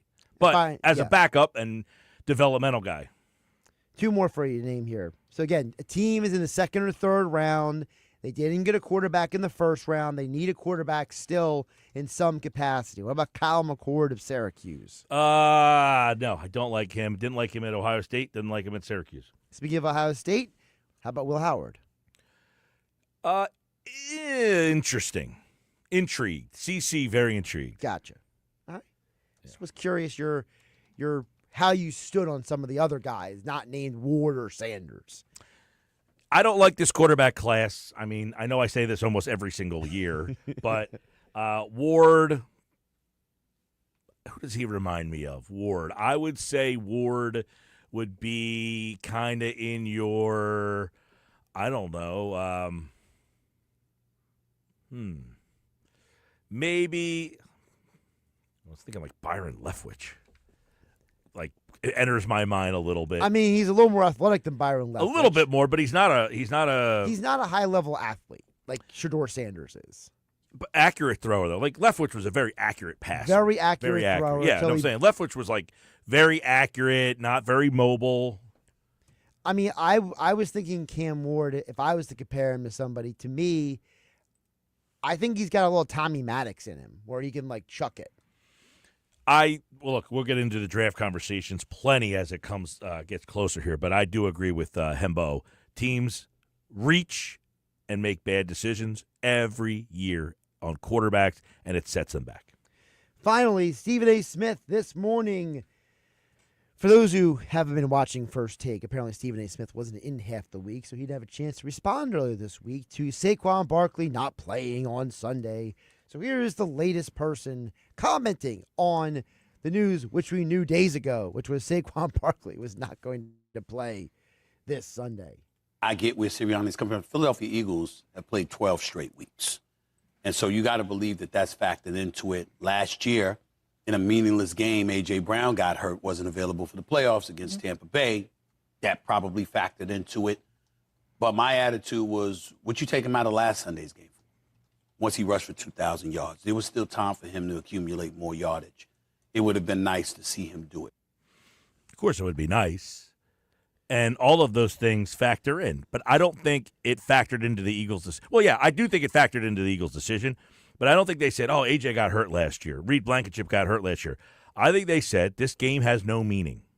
Mm-hmm. It is malpractice for us to put him on the field in a game that has no meaning when there's a bigger picture out there, a bigger goal in mind. To me, the other thing is that, a lot of people are being emotional about this decision about Saquon. Like, don't you think that instead of us questioning how nice it would have been for Saquon to do it, why aren't we doing more complimenting of the Eagles of just doing what's best for the team going to the playoffs? Well, we live in a society where we're greedy. We want our cake. We want the cake and eat it too, right? We want the whole enchilada. And that includes, I want to see this guy win the single-season rushing title, and I want to win the Super Bowl. The thought process of he might get hurt, but he might not get hurt. He might not get hurt, but you can't take the chance. That's all it comes down to, because if he does get hurt, you could not live with yourself. You could not if he got hurt in that game against the Giants in a meaningless football game and was not available to play in the playoffs, how would you feel about that? I know for a fact what Jeremy Fowler said, Dan Graziano said earlier on the show about how Sirianni, the calls for him being fired would be right there for the playoff game started. Put it this way. If the Eagles lost in the first round with Barkley, you're going to be extremely disappointed. Yes. You would be more disappointed if Barkley got hurt in this game and wasn't able to play. Correct. So I think most people just want to complain and voice their displeasure that they wanted to see this happen, but in reality are smart enough to know they just can't. I would hope they're smart enough. Yeah. But, yeah, we live in a weird world, so I digress. Tanner McKee is going to start on Sunday. Now, we've been talking about this. I got a tweet at Mike Gill that says, so if McKee plays well, we get rid of him? Are you stupid or something? That's the whole point. Do you ever see Tanner McKee being the starting quarterback of the Philadelphia Eagles in any world? Nope. If the answer is no, and someone calls and said, we'll give you a second-round pick for your third-string quarterback, that's how this works. Yeah. You say, we are never going to play this guy. We like him. He's pretty good. Not to mention Kenny Pickett is signed for another year after this, so Tanner McKee is essentially the third guy again next year. So if somebody calls you and says, we'll give you anything of value for Tanner McKee, and you don't say no, something is severely wrong with you. That's true. And by the way, I remind people that pick you acquire for him can turn into something. Remember, when the Eagles traded away Kevin Cobb, the Eagles parlayed that pick into Vinny Curry. Mike, Tanner McKee's going to light it up. I keep him and trade Pickett. Here's the problem. Nobody wants Pickett. The problem you have come up with here is a different part of it.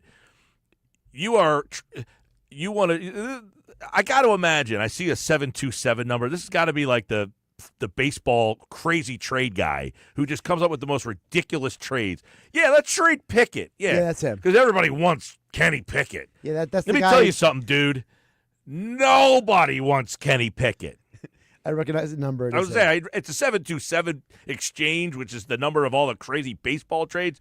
Tanner McKee has way more value than Kenny Pickett. Why? His contract. Kenny Pickett actually has a first-round contract. Tanner McKee doesn't make any money. Yeah, Tanner McKee is as cheap as it gets. Listen, of course, like, who wants Kenny Pickett? Did he do anything on Sunday to make you say, man, what kind of value did he just drive up for himself? Somebody's going to call the Eagles and take him as their starter. Said nobody ever. But then text message comes in. I'd keep McKee and try to trade Pickett. My God. Jeez. All right, Sports Bash Live, 97.3 ESPN, the 97.3 ESPN free mobile app, live video streaming on the X platform, YouTube, at Mike Gill Show. I got my 10 favorite beers of 2024 coming up next on a Happy Hour Friday, 97.3 ESPN.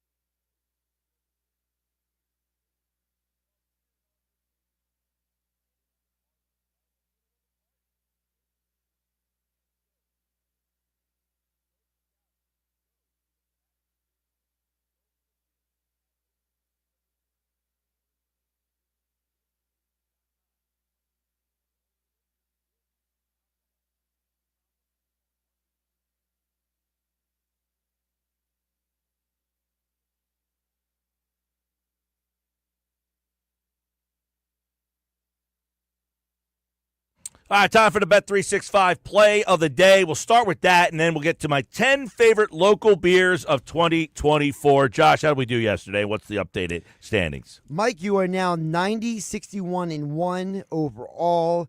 The Timberwolves covered the 4.5 last night, but Ole Miss, well, that game didn't go under, Mike, 51.5. Ole Miss who scored 52 by themselves. That's unfortunate. All right, Minnesota tonight, football, Duke's Mayo Bowl. I like Minnesota. I like the under in that game, 42.5. Take the under there. Who are they playing? Tech? Virginia Tech? Tech. Yep. Minnesota, Virginia Tech. A lot of maroon in that game. I like the Wizards tonight, plus 7.5 against New Orleans. And Green Bay against the Bears Sunday. I'll take under 41. The Bears can't score. That's my Bet365 plays of the day. I think the Eagles lose. That's my take there. Yeah, player of the game? Tanner McKee. I'm going to go Jelix Hunt. Bryce Huff, defense. Got to have a big day. All right, here you go. Here are my 10 favorite beers of 2024. Local beers only made the list for the most part. No particular order, just as they came on my app in my rankings. Gander from Mudhen in Wildwood. Communications of Subjects from The Seed. Catch and Release 005 from Slack Tide. Eager to Rest from The Seed. Of course, it's Cashmere from Gusto. Hole in One, Myers Lighthouse. They got to get that back on tap, though. That's really good. Surf Report from Myers Lighthouse. Vaga Haze is from Brick City, which isn't exactly local, but they make it specifically for Vagabond in Atlantic City. So they make the list. Even the Trees from The Seed. The Seed's beer is really good, by the way. Swoosh from Bonesaw is number 10. And a bonus pick for my friends in Delaware, Swishy Pants from Dewey Beer Company. They were my 10 favorite beers I had locally in 2024. Now, that doesn't mean I didn't sample other people's and they could have been on the list, but I will be around out and about in 2025 looking to put together my favorite beer list for 2025, and that all starts this weekend. That's it for me. I'm back on Monday with more Sports Bash.